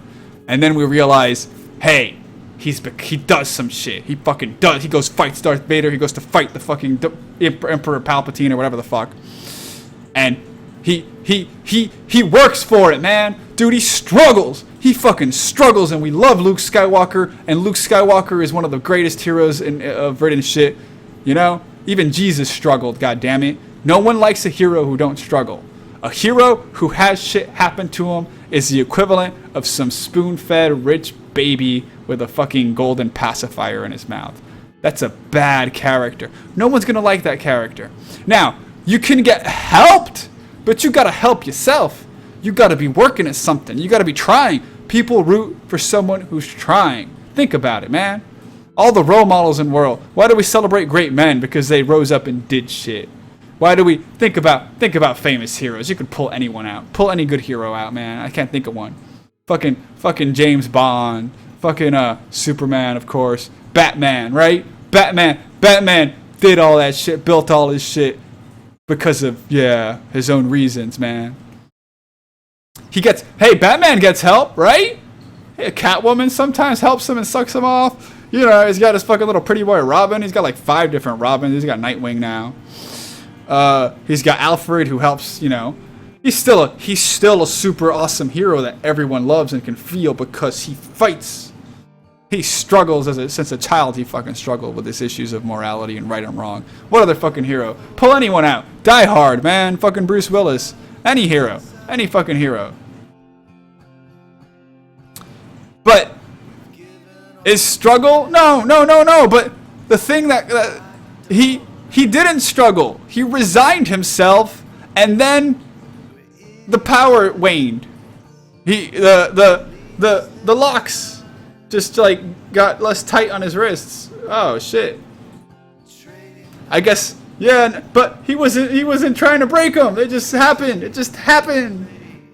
The worst thing is for things to just happen, because then it's like you can't relate to that. No, that's not people don't relate to characters or stories with characters like that, because there's nothing to root for and nothing admirable about it. Nothing heroic about it, and heroes' stories need a hero or an anti-hero, but still, they still do something anti-heroic. This guy just kind of, oh well, now that my chains fell off my arms, I'll go to Runeterra and see what's up. Yeah, I'll fight these guys now. Now I'll fight them. He didn't raise an army in like secrecy or something and work towards that. No, he just fucking, something happened to me that helped me, and so I'm good. That's a lesson just for like just the storytelling in general, man. Now the struggle doesn't have to be like, the struggle could be as easy as a man trying to get his first date. Like a 30-year-old virgin. Oh, they made a movie about this. Yeah, it's a while ago. But the 30-year-old virgin trying to get his first kiss. You know, your average 30-year-old virgin would be a detestable figure that no one would want to relate to. But if you wrote him in a way that, you know what, he feels he has to. It's something he hasn't done in forever. He's been afraid. He's gonna face his fears. We want heroes who face their fears. This guy just, the universe just kind of plopped into my lap and everything's good. Yeah, fuck you.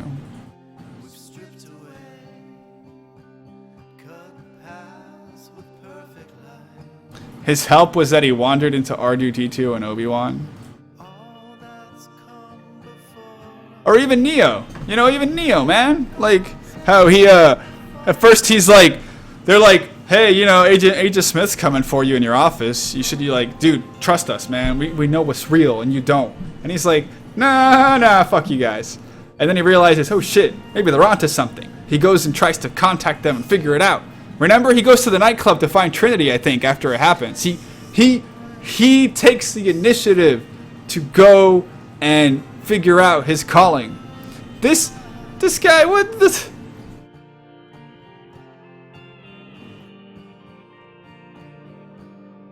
Just the way it was written doesn't make him. It's just bad character.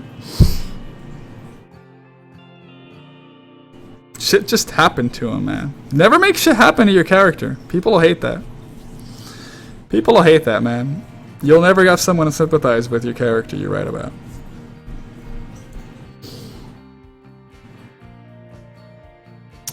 He fought against the mind control.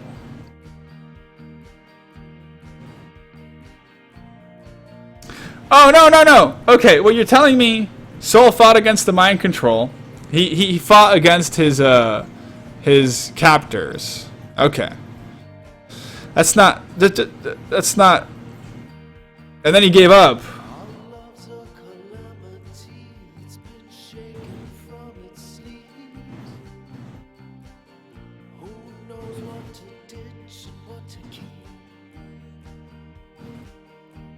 Yeah, but that's not his struggle, that's his situation.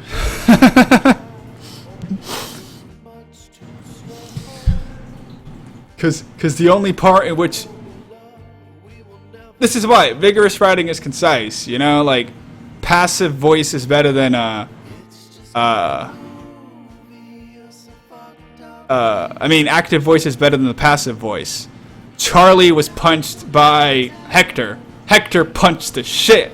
Hector punched out Charlie.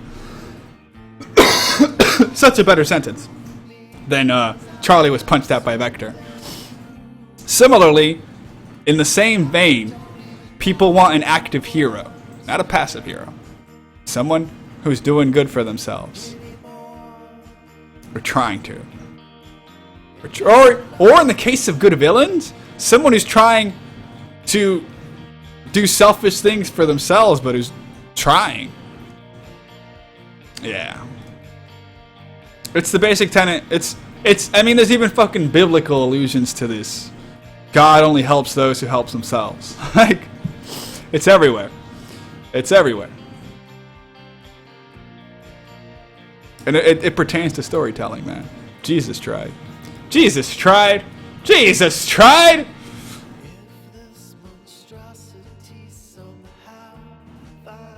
Yeah, but his situation isn't the same as his, like, actions. Actions are what sell things, man. People want actions, bros. But, moreover, again, the story is this paragraph. This is the story. He visited the people. Maybe that was in the story. Where is the real story? He fought the impulses. Nah, but then he became their bitch. He just gave up. He really gave up. He did all their bidding. He sucked their dicks and fondled their cocks, and he fanned them, everything. He put grapes in their mouth. He did everything for them, man. They wanted extra sunshine. He did away with daylight savings time and everything. Fucking the god did everything, man. He kept the sun up an extra hour.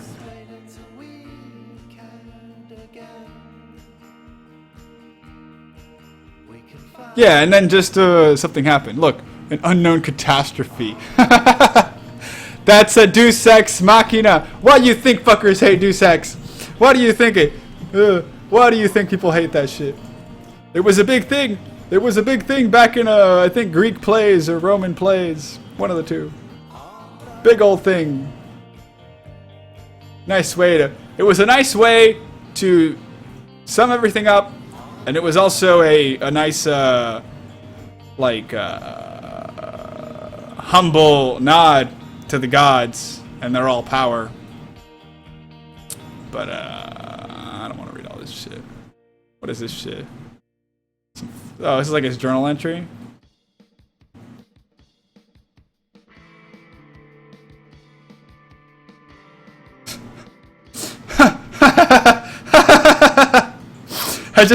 Come on. Writing thing.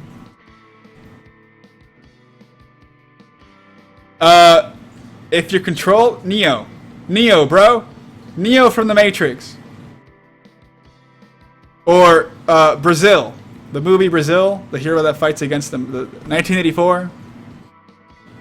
Great examples of fighting under slavery and still being able to do it. Anyway.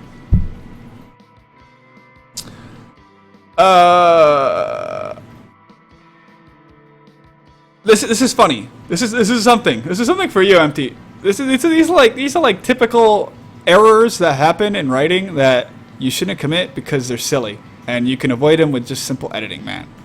It's just something I read here. The world's unfamiliar sun hides behind the horizon. Crude and unpolished earth unfurls below. Just hear this out loud. Mountains contort into barriers that stretch like fingers across empty scrub lands. Empty scrub lands.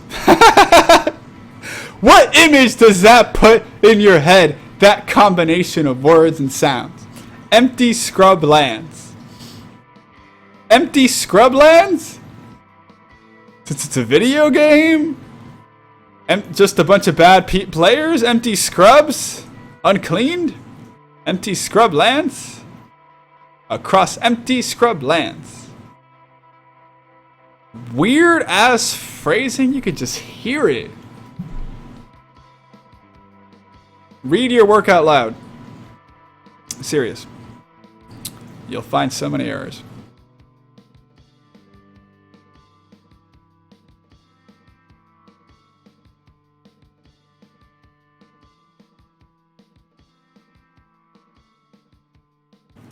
This is actually written a little better.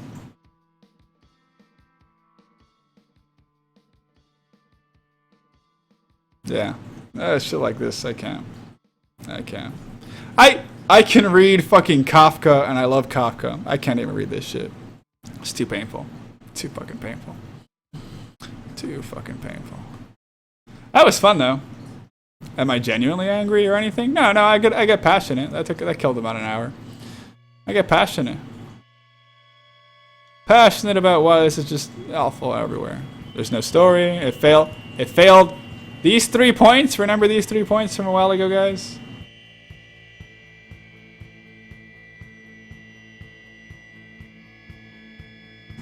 Remember these things that we had to. This is your story and what you want to establish. This is great. I also did this for you, so you see. This is how you should also storyboard. You should storyboard your stories. Not really. What you should do is, if you feel compelled to write, just write, man. Just write whatever. Free write. Don't judge it. Don't fucking judge it. Just write. Write it until it's right. Until you're telling. The first draft is you telling yourself a story. Once you've done it, do this. Look at your story and pull apart what are you telling? What story do you want to tell? What is your lesson? Because usually a story has a lesson. It does. Almost all stories do. And then, okay, that's the lesson I want to say. Like this is the lesson I want to show. I figured it out. I wrote all this volume of words, but this right here, this little center is what I want. This little center is is the story. So then you look at it and you extrapolate it. You extrapolate it into what I got to build up to make this denouement powerful. What characters I need to sell it to make it convincing, and the events that need to happen, as few as possible, as few characters as possible. Only let what you need to make it happen, and then make sure you've done this. And you'll see that when you do this, you'll get a more fleshed out story. You start with just like scribble of writing. If I were to picture, this is like your first draft, just scribble. And you really look at it and like, oh, that shape kind of looks like what I guess what I was trying to scribble was really, if you look at what fuck. That's taking a while. If you look at what I was trying to draw, you'll realize, wait a second, I was trying to draw a tree, but I didn't draw the trunk very well. So then you say, oh, well, I gotta flesh out the trunk a little, and then, yeah, now I get, this is, okay, what about this tree, though? Oh, this tree, I don't know, this tree has a hole in it. What about the hole? I don't know, I'm getting too far into this. But you start fleshing it out. This goes into this, and then you have a good story, ideally. It's a process. It's all a process. Life's a process, writing is a process, art's a process. Get in that process.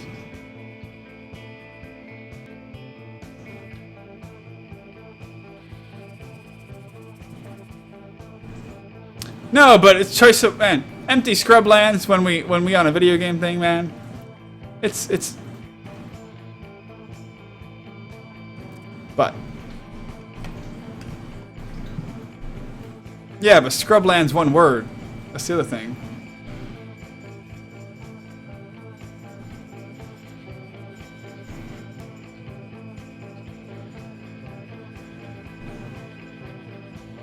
Wait a second. Empty scrublands.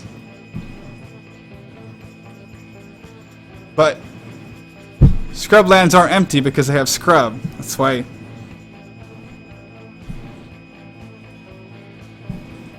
You know, desert's empty. This is stupid. It's stupid. It's stupid.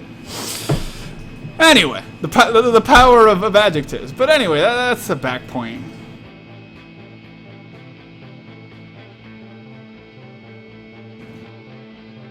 Should biographies be considered stories? What?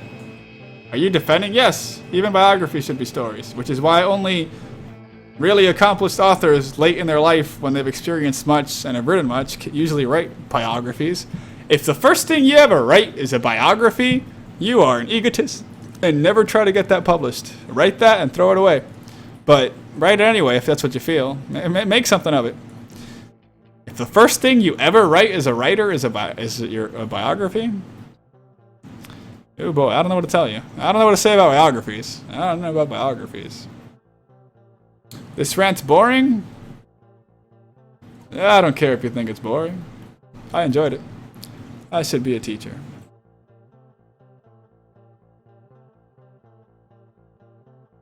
That was way more fulfilling to me than playing video games. And I'm not end all be all. Oh shit, what'd I do? Again, yeah, you guys could disagree with a lot of shit. You guys could disagree with anything you want. Maybe certain things I said were wrong. That writing was atrocious. The whole story was bad. The story and the writing, they're separate. There's elements to it all. And what do I go by? What are your credentials, E-Man? Well, I copy edit for fun. For genuine fun. Because I love it that much. I read grammar books in my free time. I read this every year. I did about 4 years worth of English and journalism in college. And I have read a great amount of books. A really great amount. That I count to be good books. Not shit like fucking Twilight. So, and I write myself. So, that is what I gotta say about writing. Fuck you, Riot. I will never read another Riot thing ever again, because it's bad. If you disagree with me, I don't care. I don't. But, hey, go ask your fucking writing teacher. See what you think. I ain't paid for this shit. These are my thoughts, and this is what I apply to my own writing. So, it's most important when I analyze shit, it's for my own sake too.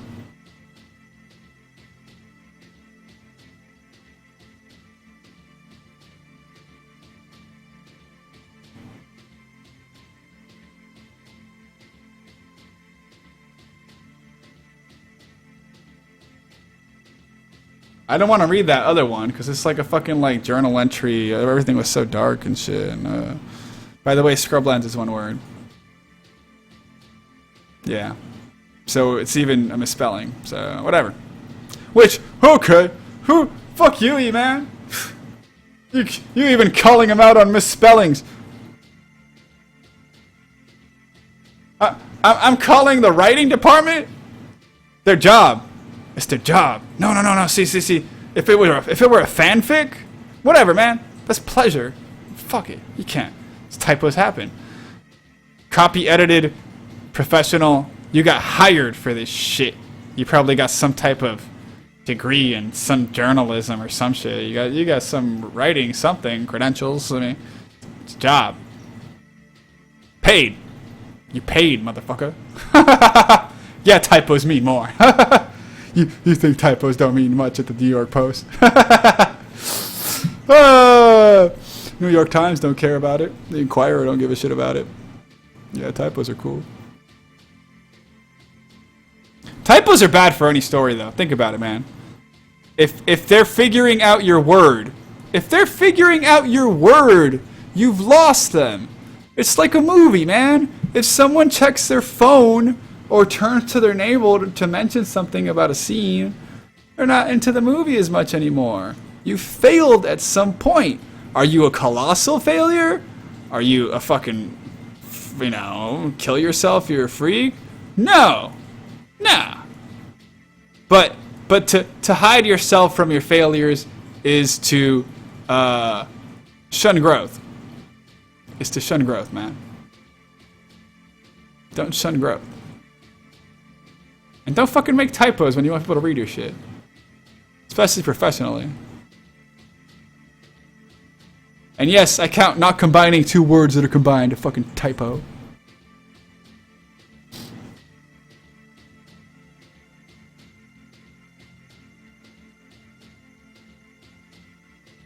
No, we shouldn't. Wait. We should hold it to high standards of writing in terms of it gets copy edited. You know, it's paid writing. It's paid. They paid somebody. Someone was paid to write that shit. But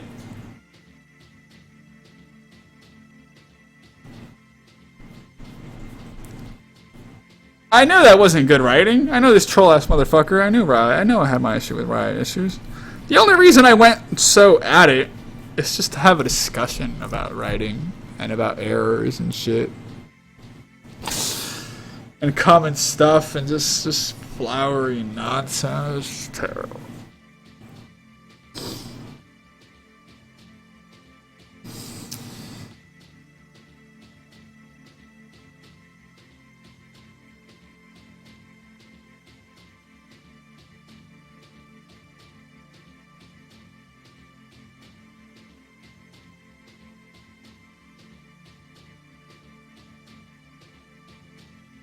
And, I don't know, holding high standard of writing? No, it isn't just, it's just standard of writing. Storytelling, bro. At heart, it was a bad story. The telling of it was pretty shitty too, but at heart, it was a bad story.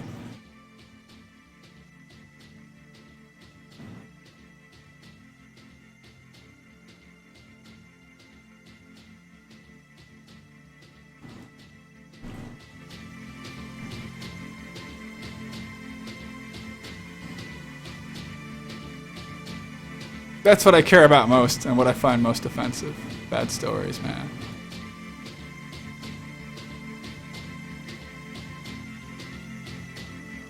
You know what's really? You know, it'd be a tragedy if it was a good story marred by bad storytelling. You know, that could always happen.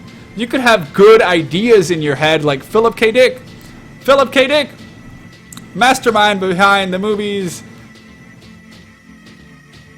that one on Mars with the fucking Arnold Schwarzenegger and shit, and Total Recall, and Blade Runner. Philip K. Dick, man of brilliant ideas and stories, couldn't write to save his life. Don't fucking reading that guy's shit is terrible. Oh my god. Oh my god. But he wrote a lot and he had a lot of great ideas. So storytelling and stories are different. But both of them were shit there. You can ruin your message by relaying it wrong, man. Just like with kids, man. You can show an abused child tough love, but they won't receive it well because they're not. They'll write it off as what they've been used to, which was abuse.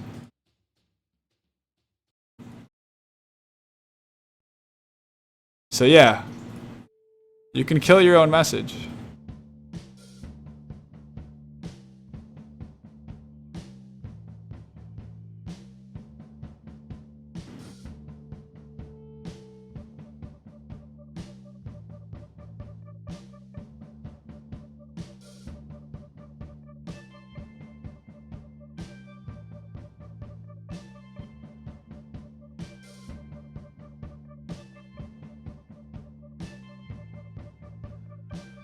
Anyway.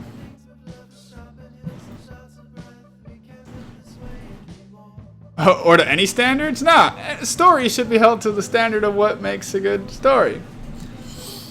And there are you can break it down, dude. You can break it down.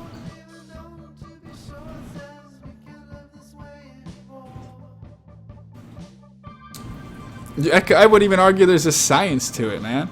Hey, yeah, there is. Stephen King. Tom Clancy. They figured out the science to it.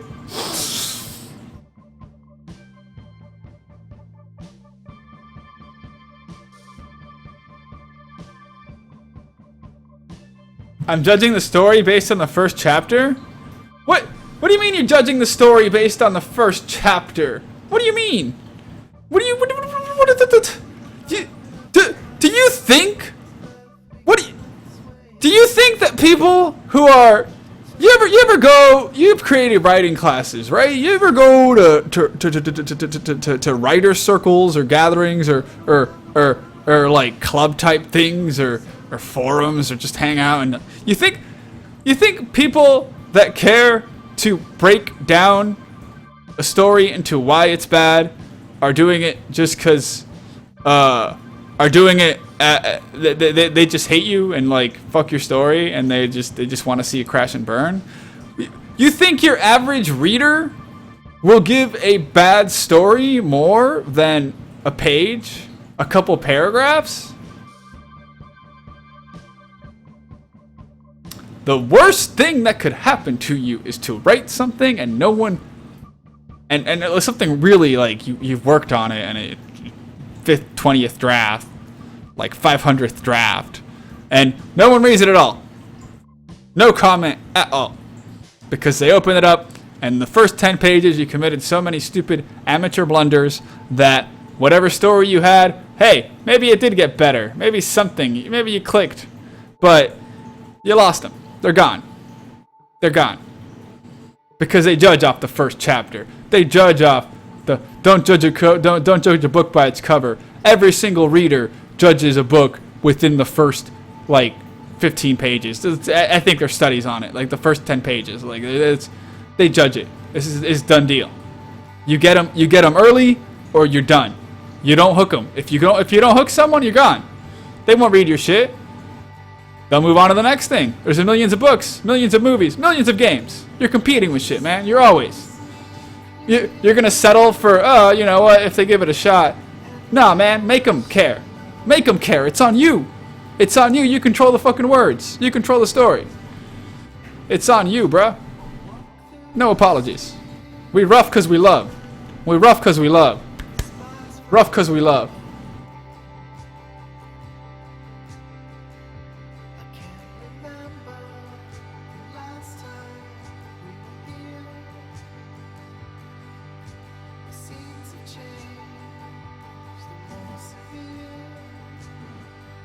Character isn't. Wally's a robot, bitch. Wally's a little robot and everyone loves him. Because he got good character traits. Also, he's cute, but I mean, fuck.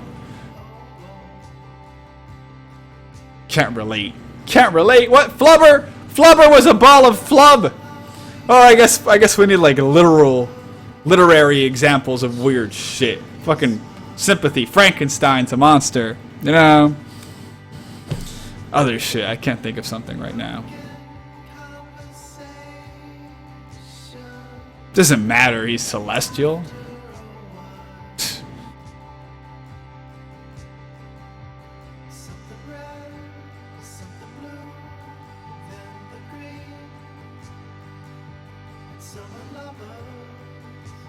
Primordial, man.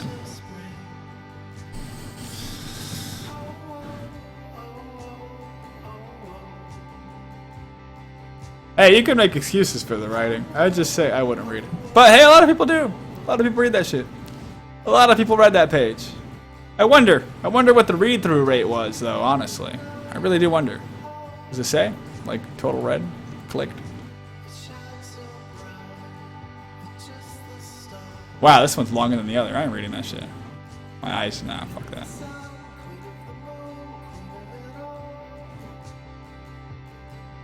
I don't know, I guess people like this type of shit. I count this as like fantasy genre of writing. And you can do way better fantasy than this, man.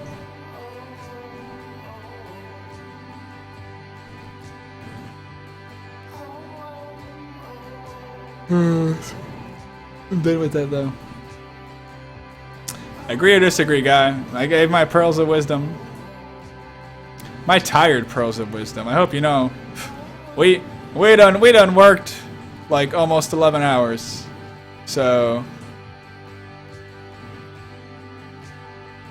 And we don't work no cushy job, boys. We break our backs and we lift. We lift heavy shit. Day in, day out. So. Hey, maybe some of my shit was wrong. Maybe I was too harsh. It's also riot writing and I always hate it. But take what you will from that, Human Perfect. I don't know if that was any help at all. Was that any help at all, Mr. Perfect?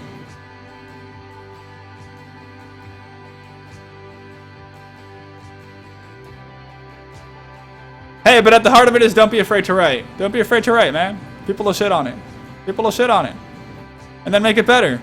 Have them shit on it. If they shit on it, well, that's because they're seeing it with their eyes and not with yours that are clouded. Realize that and work off it. Fix it. Make it better. Write something great. Write something new.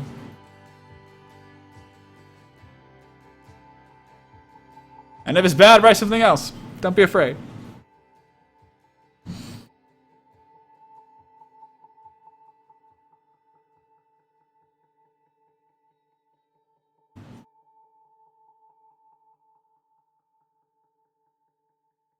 You don't care for what? The painting? I don't know what I'm drawing, but I like it. Which was supposed to be maracas, but now I think he's holding mushrooms that are afraid they're gonna die, and he's hungry for mushrooms. Maybe he should have pants.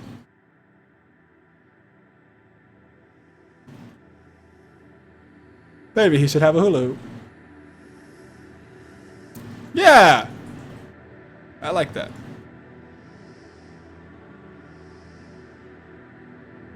See? I don't know what I'm coming up with until I make something. And look what I've come up with. See, this is the creative process. I'm not a drawer. I'm not a drawer. But from some random shit, I got a little hula hooping man. He's a little song and dance maraca hula hoop man. The beauty with writing is you don't know where you end up. Really, you got some kernel of truth, and as you write, you really figure it out. You really figure out what the core of what you want.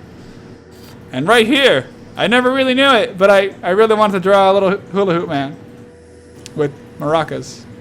Or mushrooms that are afraid of dying. But that's kind of what they are. Yeah, he's the hula hoop mushroom picker. See, you never know what you end up with. You gotta just start with a few lines, a few words.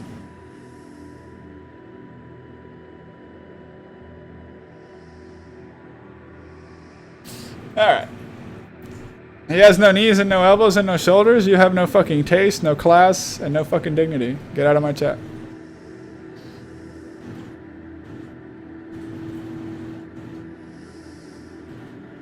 Anyway, guys, that was way better than losing at League of Legends with more shit-ass players. Ah, fuck that. I'm gonna have cereal. We gotta go back to work. Yeah.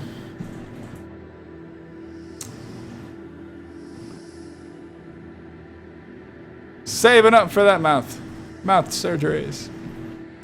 So, hey! I'm not saving this.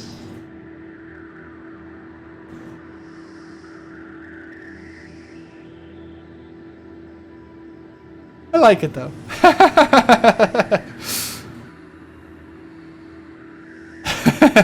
No, he didn't. I don't know if that's, I don't know. It's a manhole cover. It's a floor. Or he's balancing. If you think about it, he's balancing. He's on the ocean. No, I don't know, man. We could keep it going. Drawing mindlessly was kind of fun. It reminds me of that one time I wanted that girl on a date with the girl who drew. Drawing could be fun. You know, when I was a teenager, I took this little artsy girl out to the lake and we drew with watercolor. It was cute. Yeah, she loved it, man. She loved it. I was too much of a pussy. I liked her a lot, though. Anyway, don't be a pussy. Don't be a pussy. Make a move.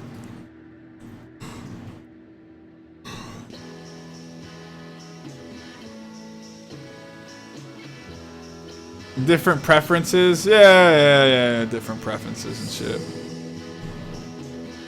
Different preferences.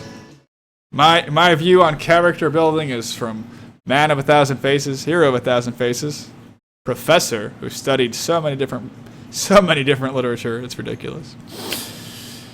My writing style is based off this. And Storytelling? I don't know about the storytelling. Is a lot of stories. I never had many friends. I consumed a lot of stories, a lot of media, enough to compare and to be like a fucking vintage old gratchety motherfucker.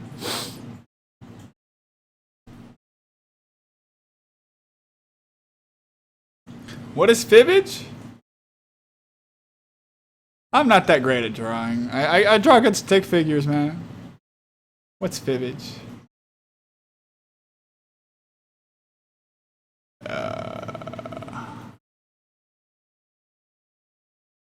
How expensive is a surgery? More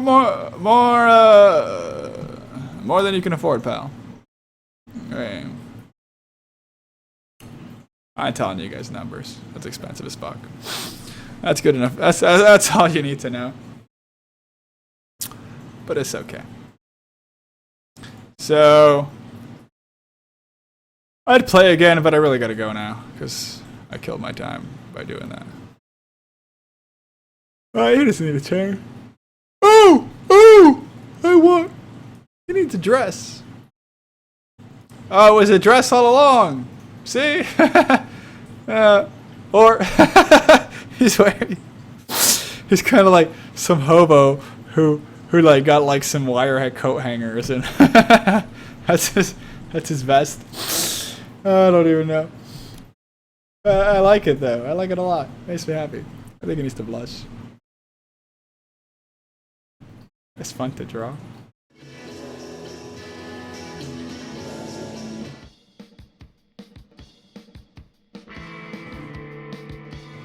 It's fun to draw.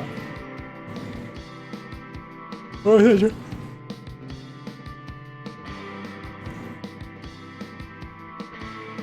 Damn, he bleeding.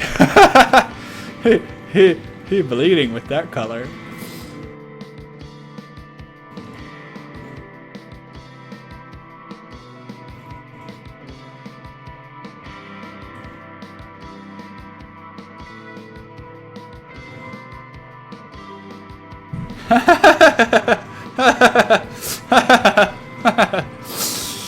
Yeah, I like it.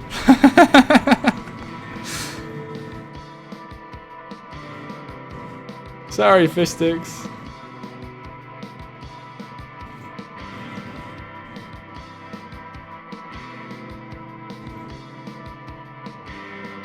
We gotta go, man. We gotta go. Hey, thanks for that, though. Thank you, Human Perfect. I love talking English.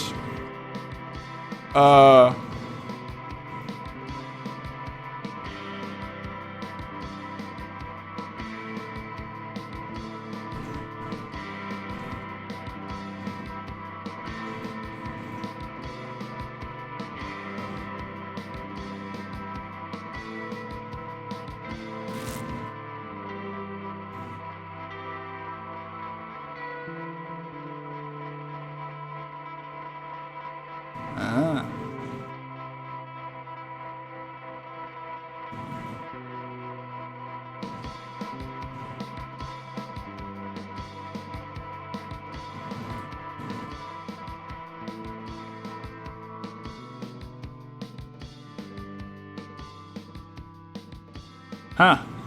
He was slightly tipsy. Exhausted. Yeah, those two combinations. Liquor will hit you harder. Sad. Don't drink and drive. Don't drive tired either. I actually had a car accident once. The only car accident I had because I was just really tired from work and I didn't look. So, yeah. Don't drive tired either, guys. Anyway.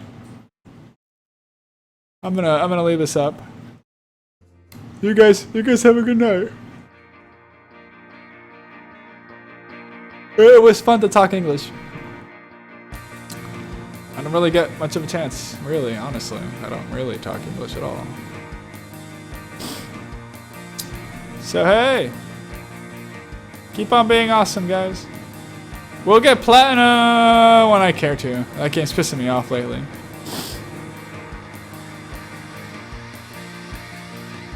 Take it easy, friends. Good night.